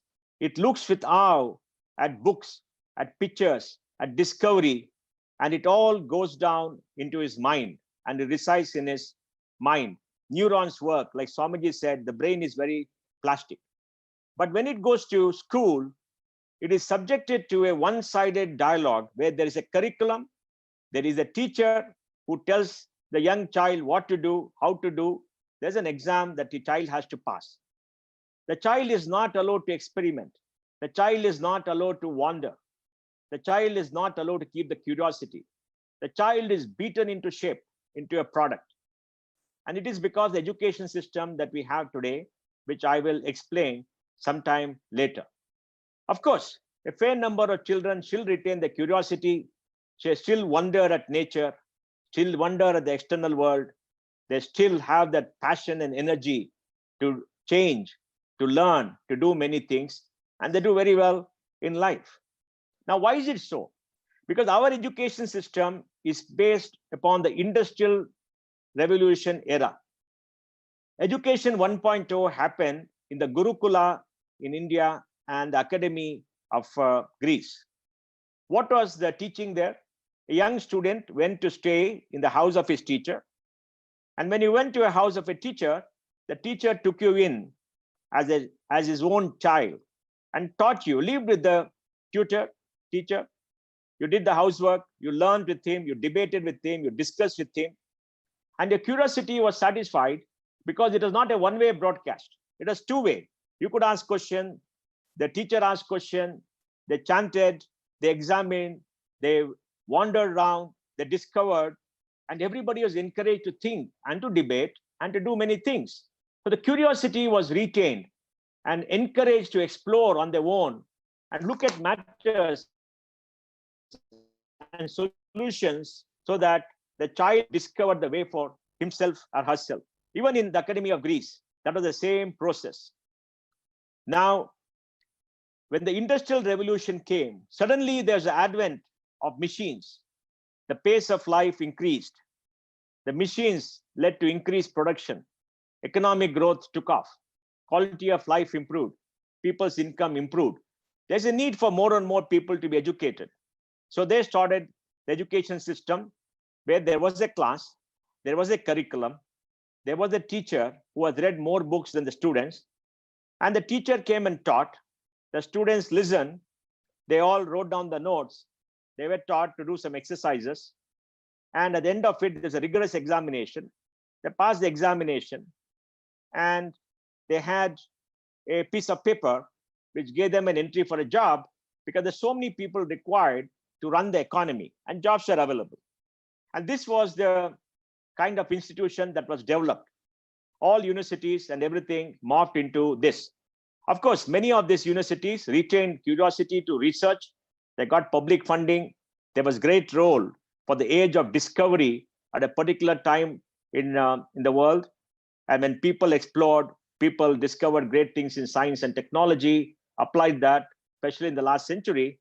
Of course, we were colonized and destroyed by the British, and our minds were destroyed because the British took away our old way of learning, our village schools, and brought in a different kind of education to make clerks of us, not people who can wonder and think. And Swamiji escaped that and went and changed and transformed the way we think. So this was the pedagogy that was there. And a few universities had research where people could go and talk, and we aped the Western model. Now, why was it so? It was so because we were all taught through books. Books were scarce, expensive. Everybody could not spend long years to read, to master, get a PhD. There was a need for human beings. And it became very expensive. It became a place where a lot of money had to be invested, a lot of capacity has to be built, and that continues even today.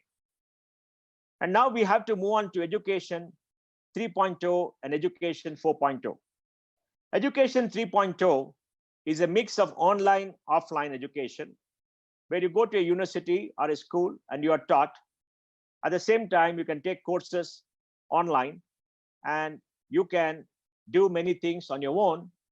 And a lot of the work is based upon project work, is not based upon theory. Because today the world has changed. Why do people go to a university? They go to a university for many reasons. First, they go to a university to learn because they're taught. They go to university because there are teachers who teach and explain, because many things require explaining. You can't learn by yourself, it is difficult. They go to university for socialization. They are young, they go to meet their peer groups, because between the age of 18 to 25, you make up your worldview. You understand how to talk to others, how to negotiate, how to live with others, and how to build your network and understand what the world is before you go out into the world. And you create this network which lasts all your life. You go to a university because the university does assessment. At the end of your studies, the university gives you a piece of paper, a degree, which opens doors to you all around the world, which is a recognition that you have done certain things as stated in that paper. And then you go to a university because the university has a brand, and the brand opens door. You go to the IIT, you are deemed to be a superhuman being. You go to the Ramakrishna mission, people think you've got a high quality education, and likewise. So you go to a university for many things. Now, what has changed? Now, what has changed today to bring about education 4.0 is that the accumulated knowledge of humankind is easily available on the web. All the accumulated knowledge of humankind, most of it has been put on the web, on the internet, and is free of cost to anybody. About 7.6 billion people reside on the planet. 5.5 billion people have a mobile connection. 5 billion people have a connection to the internet. So everybody can go to the internet, download it, read it, understand for themselves. There are videos by the most eminent professors all around. So all the negatives about mass-based education are now countered by the availability of knowledge all over. And the availability of knowledge is available freely, and you can go on the web and search, and there are tools to search. Then you don't have to retain it in your mind. You have to have different qualities. You don't have to memorize it, because when you graduate, you're supposed to have certain content in your mind, understand certain things because you have studied it. And studying means you understood it, you know the principles, you can recite it, it is in your mind. Now you don't have to do all that, and you can let your mind wander and discover and do many things else, because at a touch of a button, you can get all the information and learn. So the accumulated knowledge of humankind is there. Second, in mass-based education, like many of the speakers said, there is an inadequate number of high-quality faculty. Now, the high-quality faculty is not available everywhere, and we cannot have them everywhere. You know, maybe 20% of teachers are very high quality, they can inspire. Many 25, 30% of teachers of decent quality, and the rest are very poorly trained because, like the Vice-Chancellor said, they're not paid properly. They are not the top 10, 20% of society like earlier. They don't have good career prospects. There is not enough investment, etc. There are challenges, and there's mass-based education. So you can get access to the best lectures around the world, the best teachers, video format, everything is available. Third, the need to spend a lot of money to go to the best universities goes away, because you get content, you get the teaching, and you can do a lot more online education. And also, in a regular university, there are only a limited number of courses, because if you want to explore and get a designer degree, a degree in logic, a degree in Hindu philosophy, a degree in nuclear science, a degree with computer science, a degree in chemistry, it is not available, because no university can give you all that in a very, very different manner. But you may have an interest in all this because your mind wants to explore. At the end of it, it makes a human being more complete. So today, that possibility is there. Then do you need socialization? But you need socialization for 4 years or 3 years. You can do something, you can go out, come back and learn, because you can have disjointed education all over.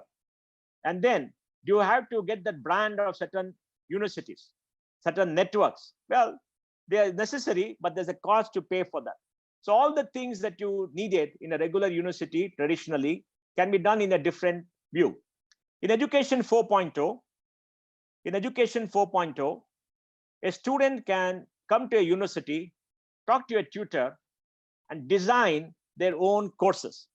I can say I have an interest in music, I have an interest in dance, I have an interest in chemistry, I have an interest in anthropology, I have an interest in comparative religion, and I have an interest in nuclear physics.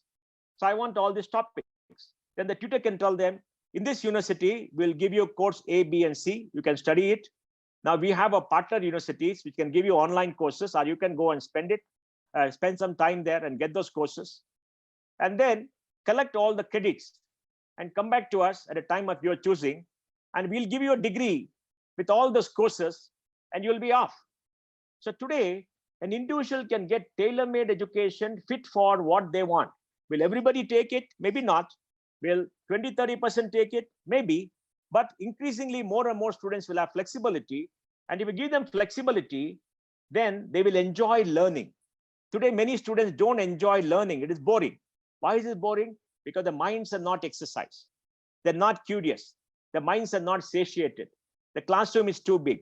And in the classroom, everybody learns at a different pace. Everybody learns at a different pace in different topics. And everybody has got some interest. They don't have interest in anything else. A mathematician may not have interest in history. A mathematical student may not have an interest in geography. But they have to do all those courses. So they get disinterested because they want to spend more time. And there is too much content in our regular education, much of it unnecessary because you can learn by yourself. The second is, in Education 4.0, a student is not stuck to one institution. He can go anywhere, do those courses and come back. So his network expands and he can go all around the world and come back and do the courses, get the credits. Third, he can get a degree in 2 years, he can get a degree in 1 year, he can get a degree in 5 years. He can go out, work, come back, etc. And lastly, the degree will be given to them and there'll be continuing education. You can accumulate any number of degrees that you want. So there is lifelong learning. You are not inhibited. You are not stuck to one particular course, stuck to one particular institution. Lastly, your cost comes down because, you could take time off to work, you could gain experience, etc. Now that is the next stage of higher education, which can happen and which should happen so that young students can do all this. Now, what are the problems? For India, the problem is of scale. Like the Vice-Chancellor said today, we have only 26.5% of young people in the age group of 18 to 23 in college. Tamil Nadu has got 49%, Bengal has got only 19%, and Bihar has got 13%, Karnataka has got 30%. So all around the country, there are very big differences. The South has got an average of 32, 33%. The South has got better infrastructure. So we have 90 lakhs to 1 crore young people joining college. We have 3.6 crore people. 90 lakhs complete every single year. And today, for the first time, women are greater in college than men. It happened last year. So India will be transformed because our young girls, our women will transform India. In the United States, 56% of graduates are women. And women will bring about change in society because when women get education, they will invest in the family. They will bring up the children in a very different manner. They will invest in the children and society will be very, very different.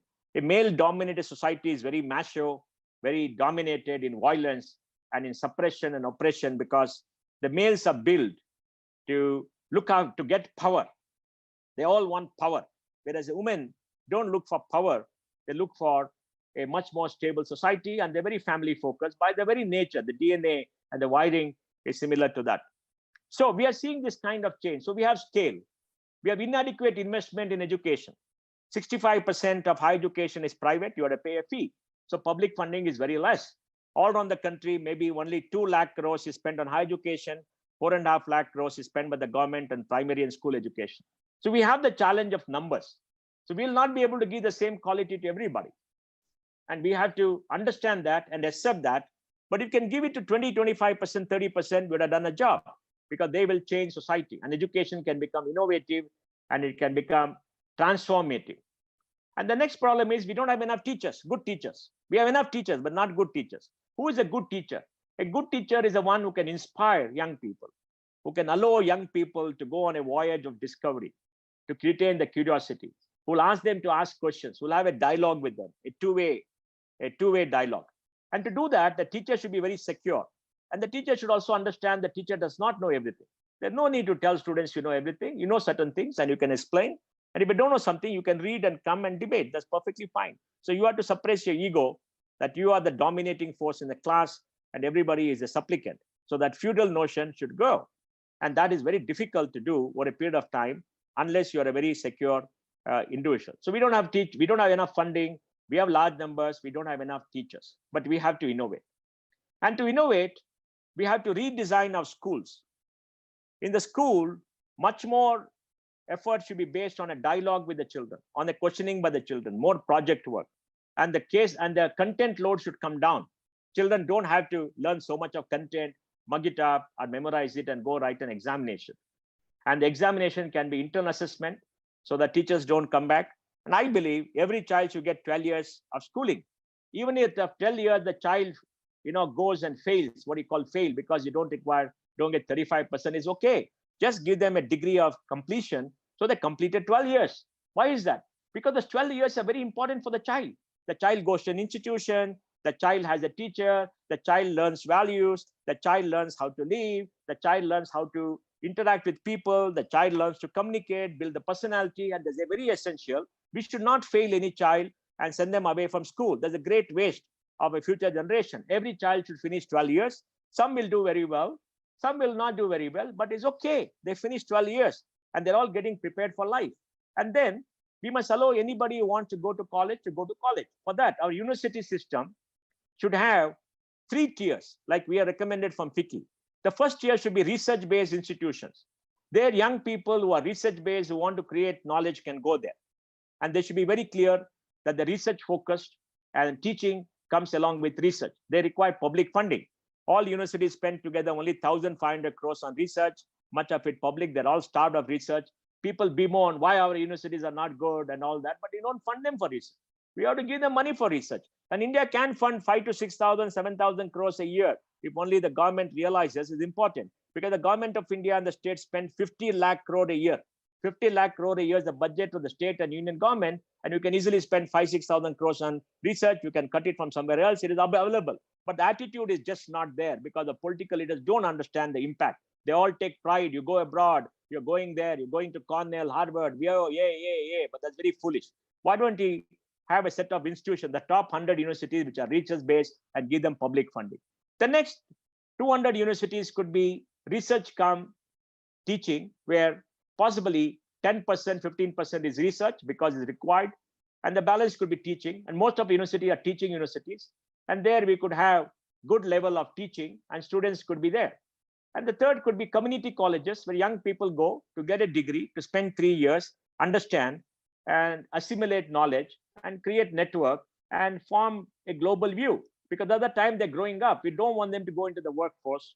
We don't want them to be unprepared to meet life. And in all of them, we must give value-based education. We must teach them about Indian civilization, our Indian heritage in the sciences, in mathematics, in most areas.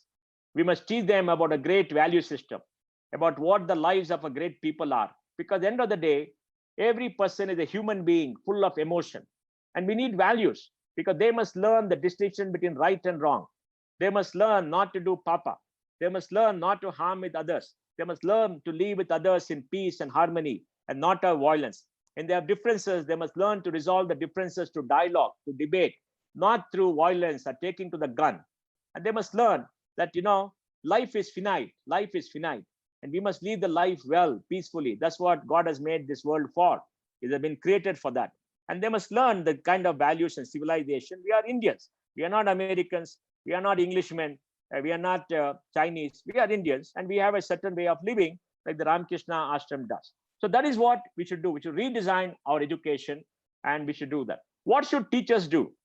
I think in school and colleges, teachers should learn to change the pedagogy and engage more with the child. Encourage the curious child to learn, go to the library and read. Encourage the curious child to play more. Encourage the curious child to do many things with their hands and think.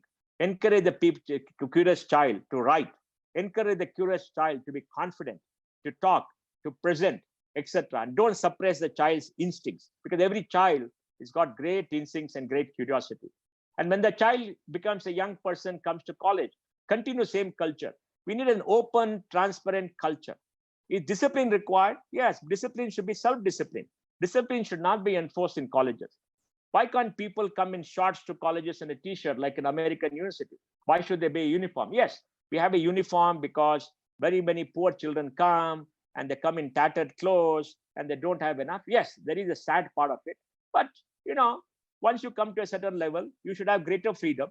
And in our colleges, the teachers should be tutors, not teachers merely, but tutors who will talk to them, encourage them to do more projects.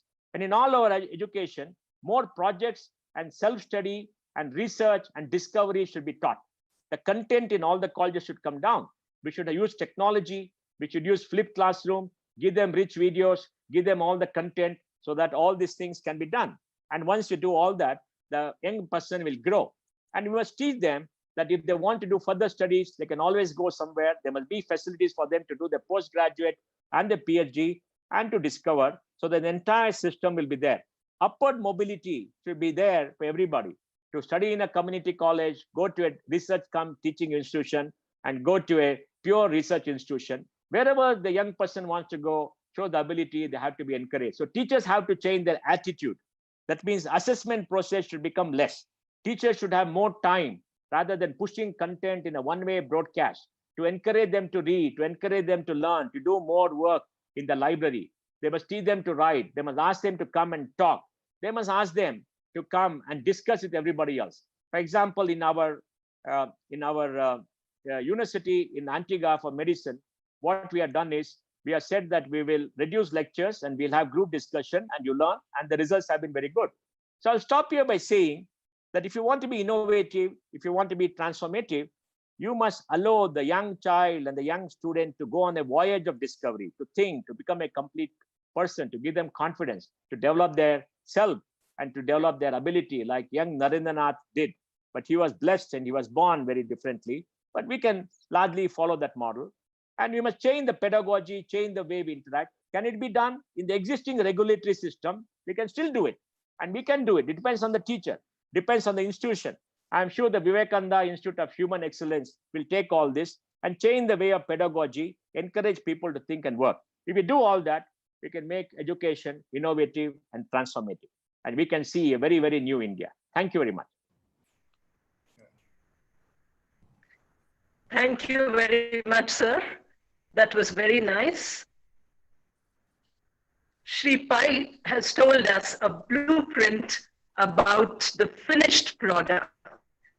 I think that makes a lot of sense because designing self-suited courses, credit transfer, self-learning, flexibility, and working, these are all catchwords today.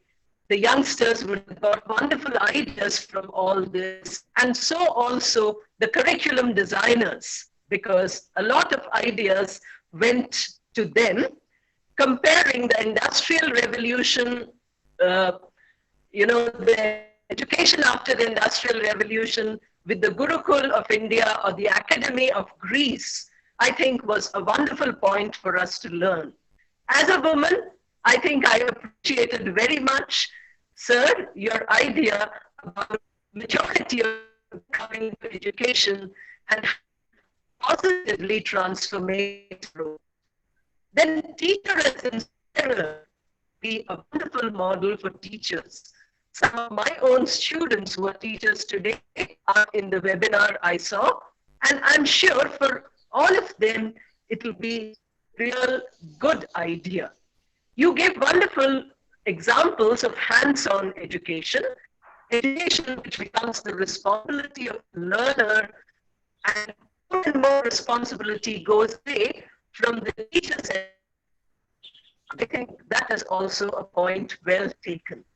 As you rightly suggested, Vivekananda Institute of Human Excellence would love to involve you in all the planning which is happening now on the course of human excellence. I would like to say that all the four speakers have given four aspects of innovation and transformation.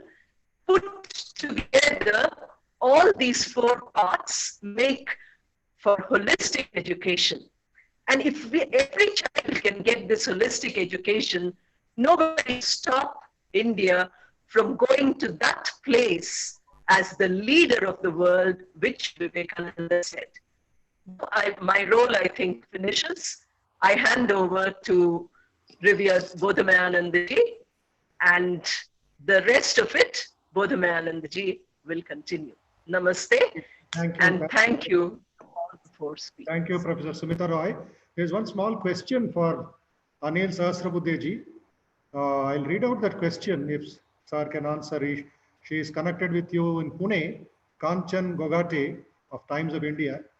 She writes, do you think that with Digital India having a wider reach, all universities in the country should conduct degree course examination as per UGC guideline? Some universities are reluctant, while some states are not allowing. Do you think students will suffer? Professor Anil Sahasrabudhe, can you unmute your mic?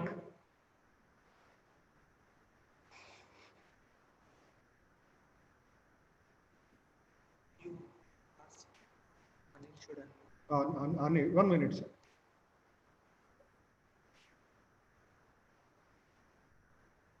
Just a minute, just a minute. Sir, now you can unmute, please. Anil Sahasrabudhe.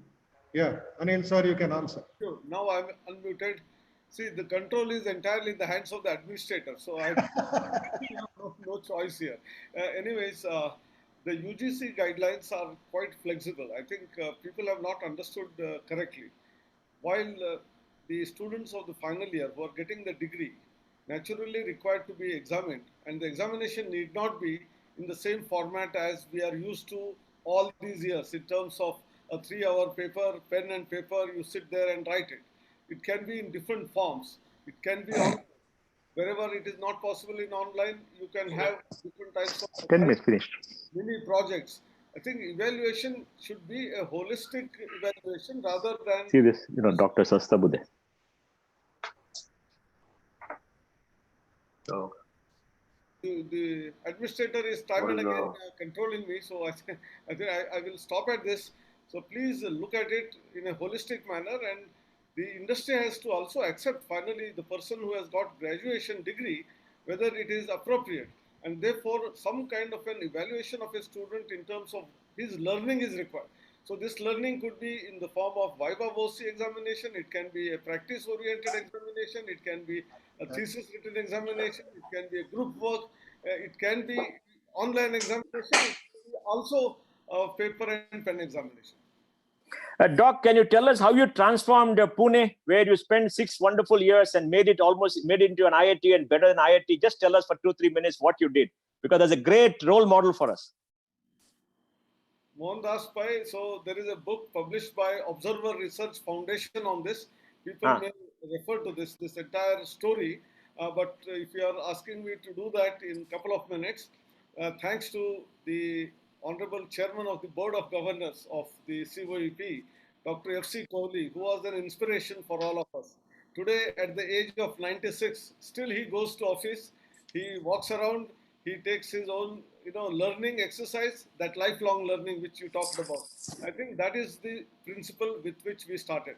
Secondly, it is not just the academic curriculum, but what you stated in your talk about a variety of other activities. There were around 32 clubs, some of them technical, like astronomy club or maybe automotive club, maybe computer robotics club. These are all technical clubs. But there were, clubs which were history club, philosophy club, psychology club. I think you name a humanities and social sciences to the sports, to the cultural activities. Students are given opportunity to overcome any one of those things, what they like, to come forward and then exhibit themselves, and a very strong teacher-student interaction, which you actually mentioned rightly in our Gurukula system we used to follow, but somehow we had slipped and we have to resurrect it and create an environment where students want to learn. And that is why students, when they came forward, a first-year student, after his vacation, he came to me and said that they want to develop a satellite. I said, satellite? Yes. Then I said, a civil engineering student alone cannot do it. You need a group which is comprising of civil, mechanical, electrical, electronics, computer, instrumentation. Bring me some 25 students group who are from different areas and different years, and I will support. And I will tell you that some of the IITs could not do it, but all on their own, students were in fact learnt on their own the technology, and the ISRO, they appreciated the way our students function, and the satellite was launched. I think that's in a nutshell, a story of success.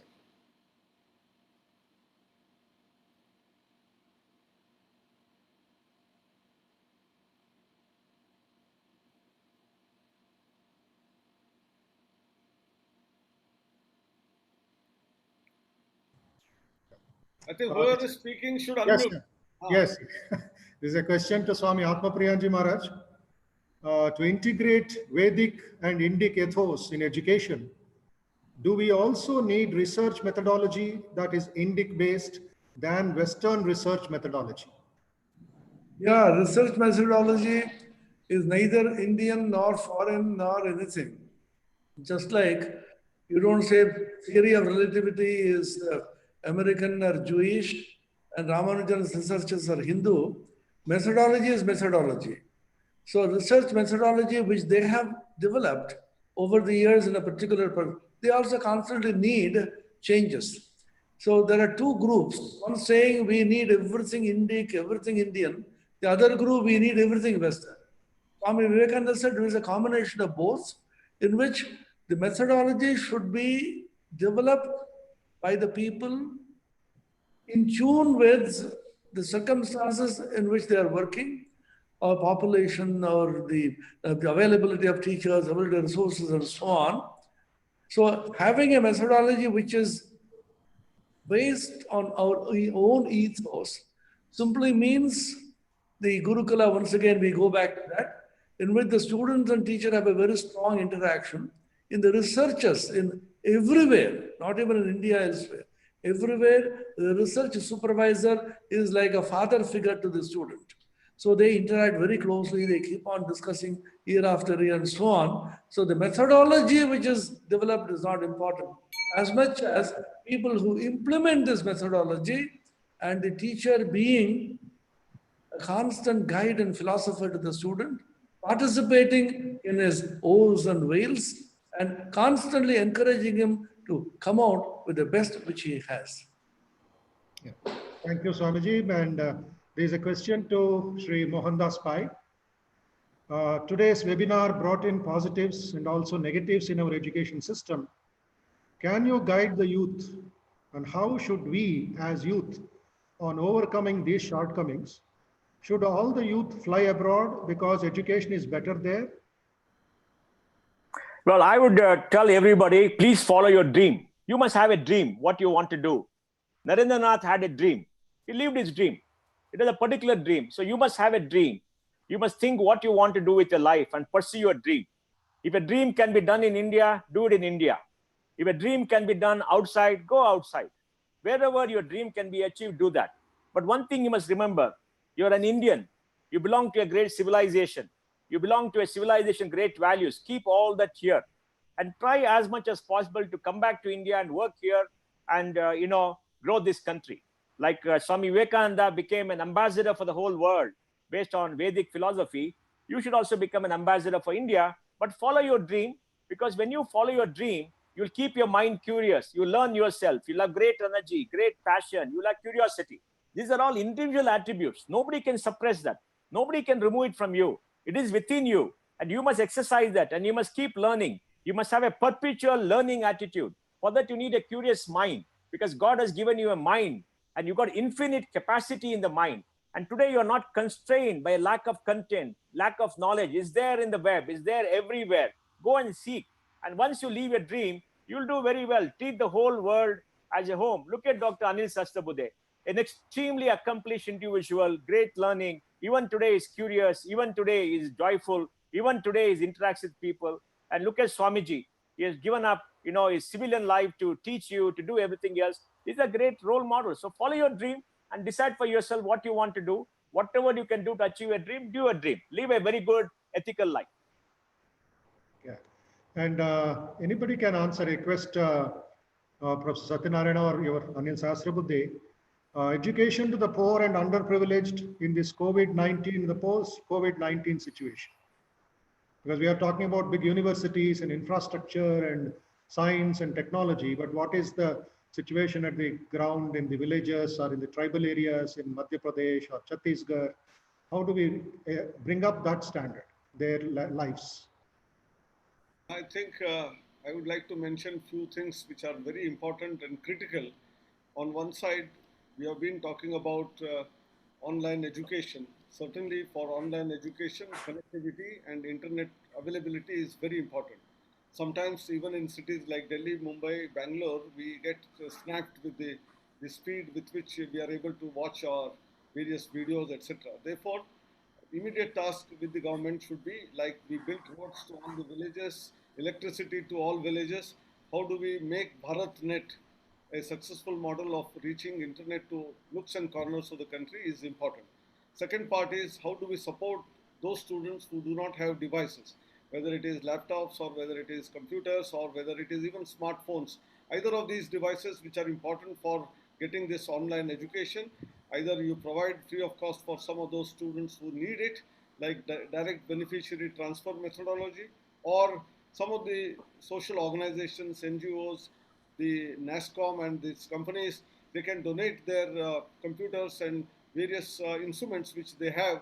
You come and come online and ask directly. Can be shared.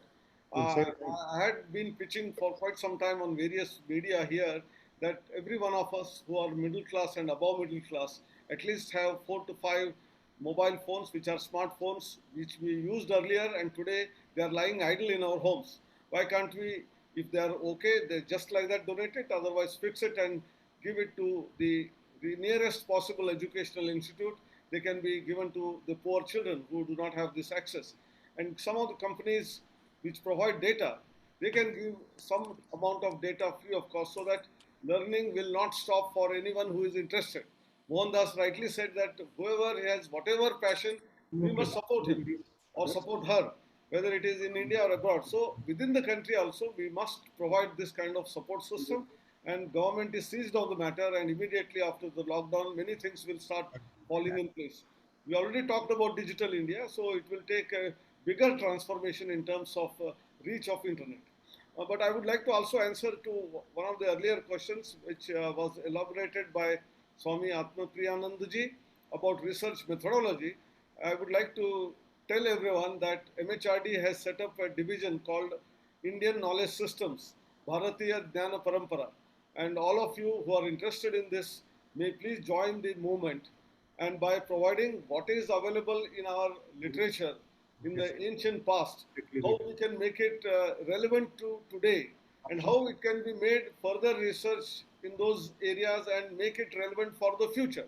I think this is a very important aspect to make ourselves proud of not only rich ancient heritage, but how do we make it relevant to today's problems and today's solutions which are required, and then make it and take it forward for the futuristic research as well. I think this is another area where we should put in our best efforts. Yeah, Subramaniam, are you available online? Just check. Subramaniam? Subramaniam? You muted, huh? Okay. Maharaj Subramaniam, there are Kuppa Subramaniam and Subramaniam Vutla. Subramaniam Vutla. Okay. Subramaniam Vutlaji, now just unmute yourself. Yeah, thank you. You can talk now. Thank you, Swamiji. My question to Mr. Pai. Sir, as someone who has been a stalwart in both education and industry yourself, I would like to know your ideas how to bring industry on board of Education 4.0, to help students in learning while earning, like how a CA apprenticeship works.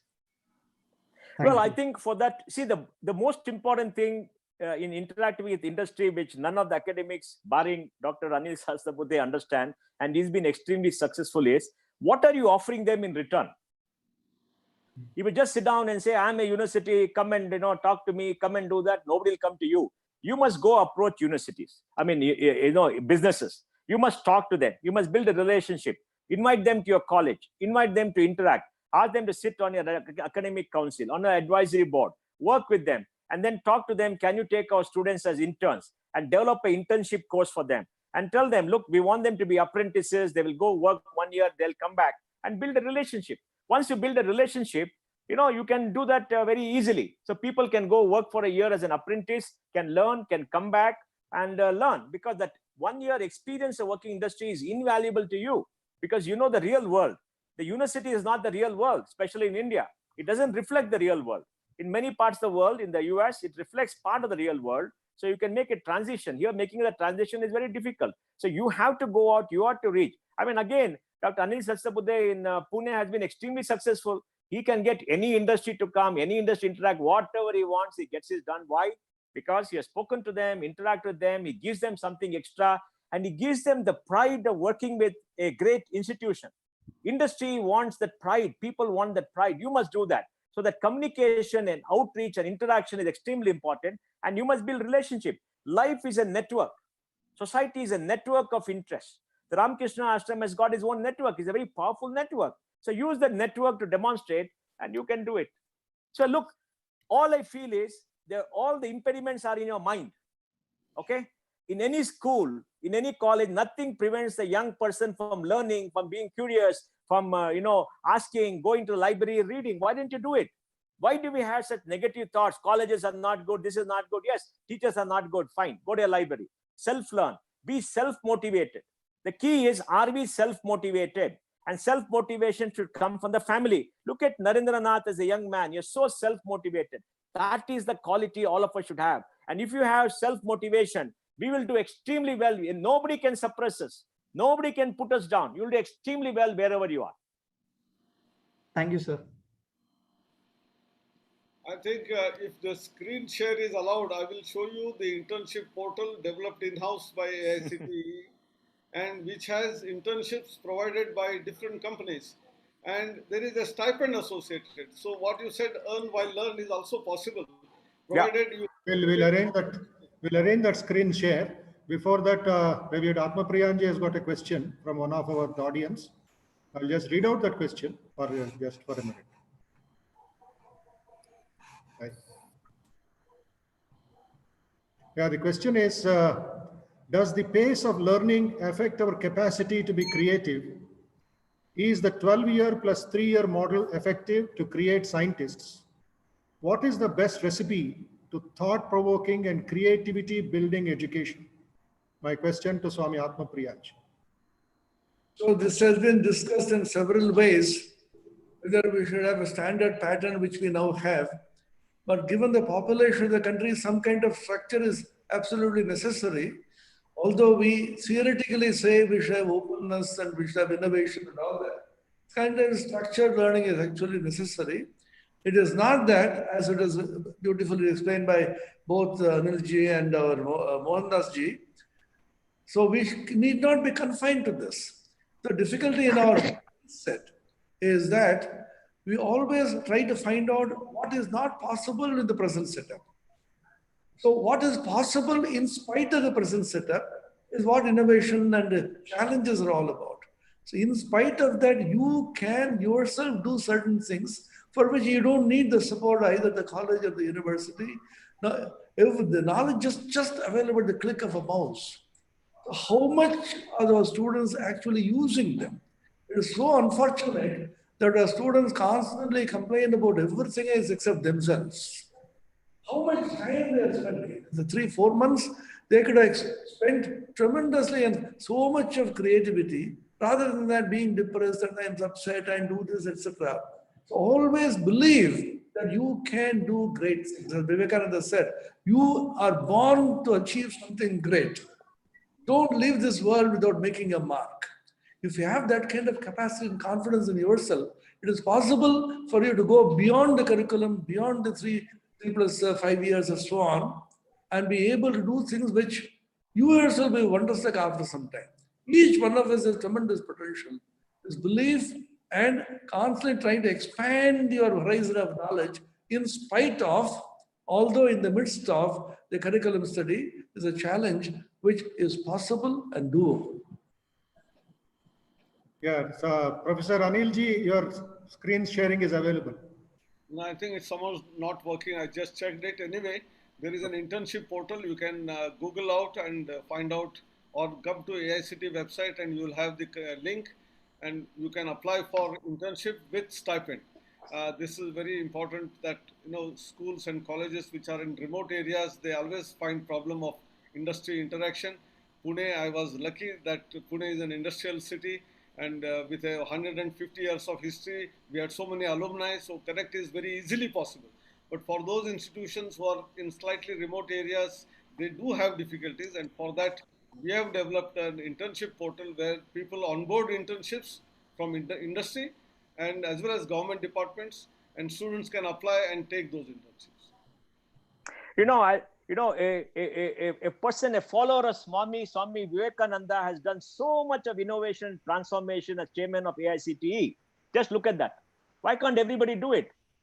He is just a follower of Swami Vivekananda. He understood what Swami Vivekananda was all about and he has been innovative. So why can't other teachers follow that? Why can't the teachers break the shackles that bind them themselves because they bound themselves? Dr. Anil Sahasrabudhe did not have any shackles because his mind was free. His mind was curious. He was innovative. He did it. He transformed. So why can't faculty, why can't the Vivekananda Institute break out the shackles and do it themselves? There's nothing stopping anybody from being innovative and transformative. It's all in the mind. Yeah. Thank you very much. And just a small idea from each one of you for a minute. is when we talk about the examination, when we talk about the career, when we talk about the infrastructure, the online, the offlines, what there is the sensitivity part among the students. What is the? Sensitivity, the sukshma buddhi, the feeling for others, and the spiritual values, how it can go along with the curriculum and with the higher education. Somewhere down the line, we are missing that. Swamiji, I will answer it first. It has to come from leadership by example by the faculty. Yeah. Because all of us as students, we follow our parents, we follow our teachers, we have reverence for our teachers. We are born in that culture of reverence for a teacher. Because India is the only society in the world, Swamiji, throughout its history, where the scholar has been on the top of the totem pole, not the soldier, not the man with arms and violence. The Kshatriya was not there. The scholar was on the top. In our culture, if the Rajguru comes to the court, the king comes down from the throne, he washes his feet and asks him to sit next to him on a higher pedestal. We worship our teacher. So we are reverence. So the teacher should leave a life example where they leave the values and the student will follow. Then in our families, parents should lead that life because we get most of our values from parents. If you're able to do both, most of it comes easily. You are a source of inspiration. Anil Sahasrabudhe is a source of inspiration. Students look up to him and want to live like he does. And I think it's not very difficult. So we must teach them the theory and expose them and also live that life and it will work. Yeah, thank you very much. We'll take Atmapriyanandaji's opinion on this. Apart from the Vivekananda University, how we can broaden this to the higher levels? If there is a talk that we should integrate it to the curriculum and so on, but the easiest way to kill any idea is to put it in the curriculum. Whatever is put in the curriculum becomes once again examination oriented. How many marks will I get by doing social service and so on? So it's a thing which has to be developed from childhood, as it was said to the parents and so on. Apart from that, as Vivekananda says, Rabindranath said, many of the Einstein said, looking at nature and learning from nature is one thing which are missing. In our country, things were open and then people used to look at the plants and the animals and the sun rising and setting and so on. Now the whole environment is only classroom oriented. And the smarter the classroom, the greater will be the inhibitions to learn. And learn from nature, learn from people. How much you can learn from an ant. When we were children, very curiously, we used to find out how the ants travel in straight lines.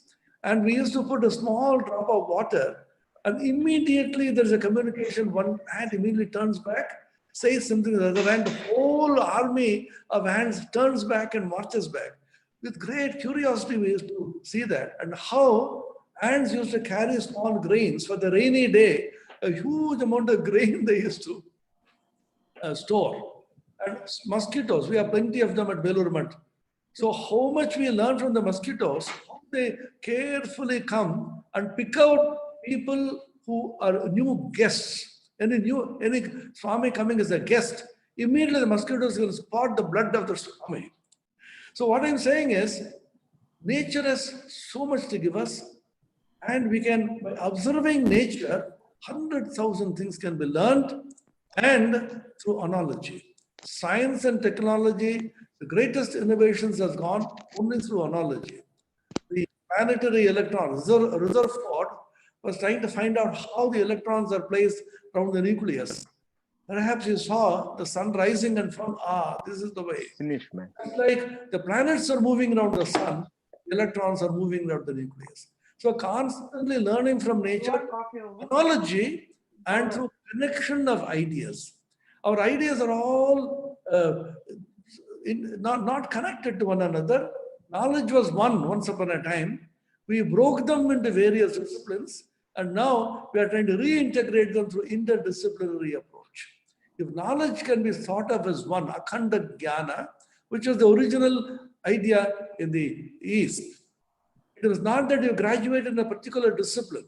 You study under a guru, and then at the end of 13, 14 years, you are supposed to be a knowledgeable person as certified by the guru in the Gurukula.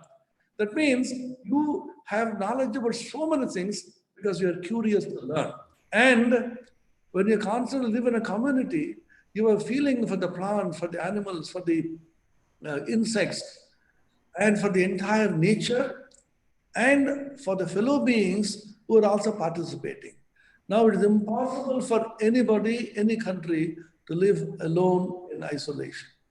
And this is not only a religious law, this is a scientific law that we are interdependent.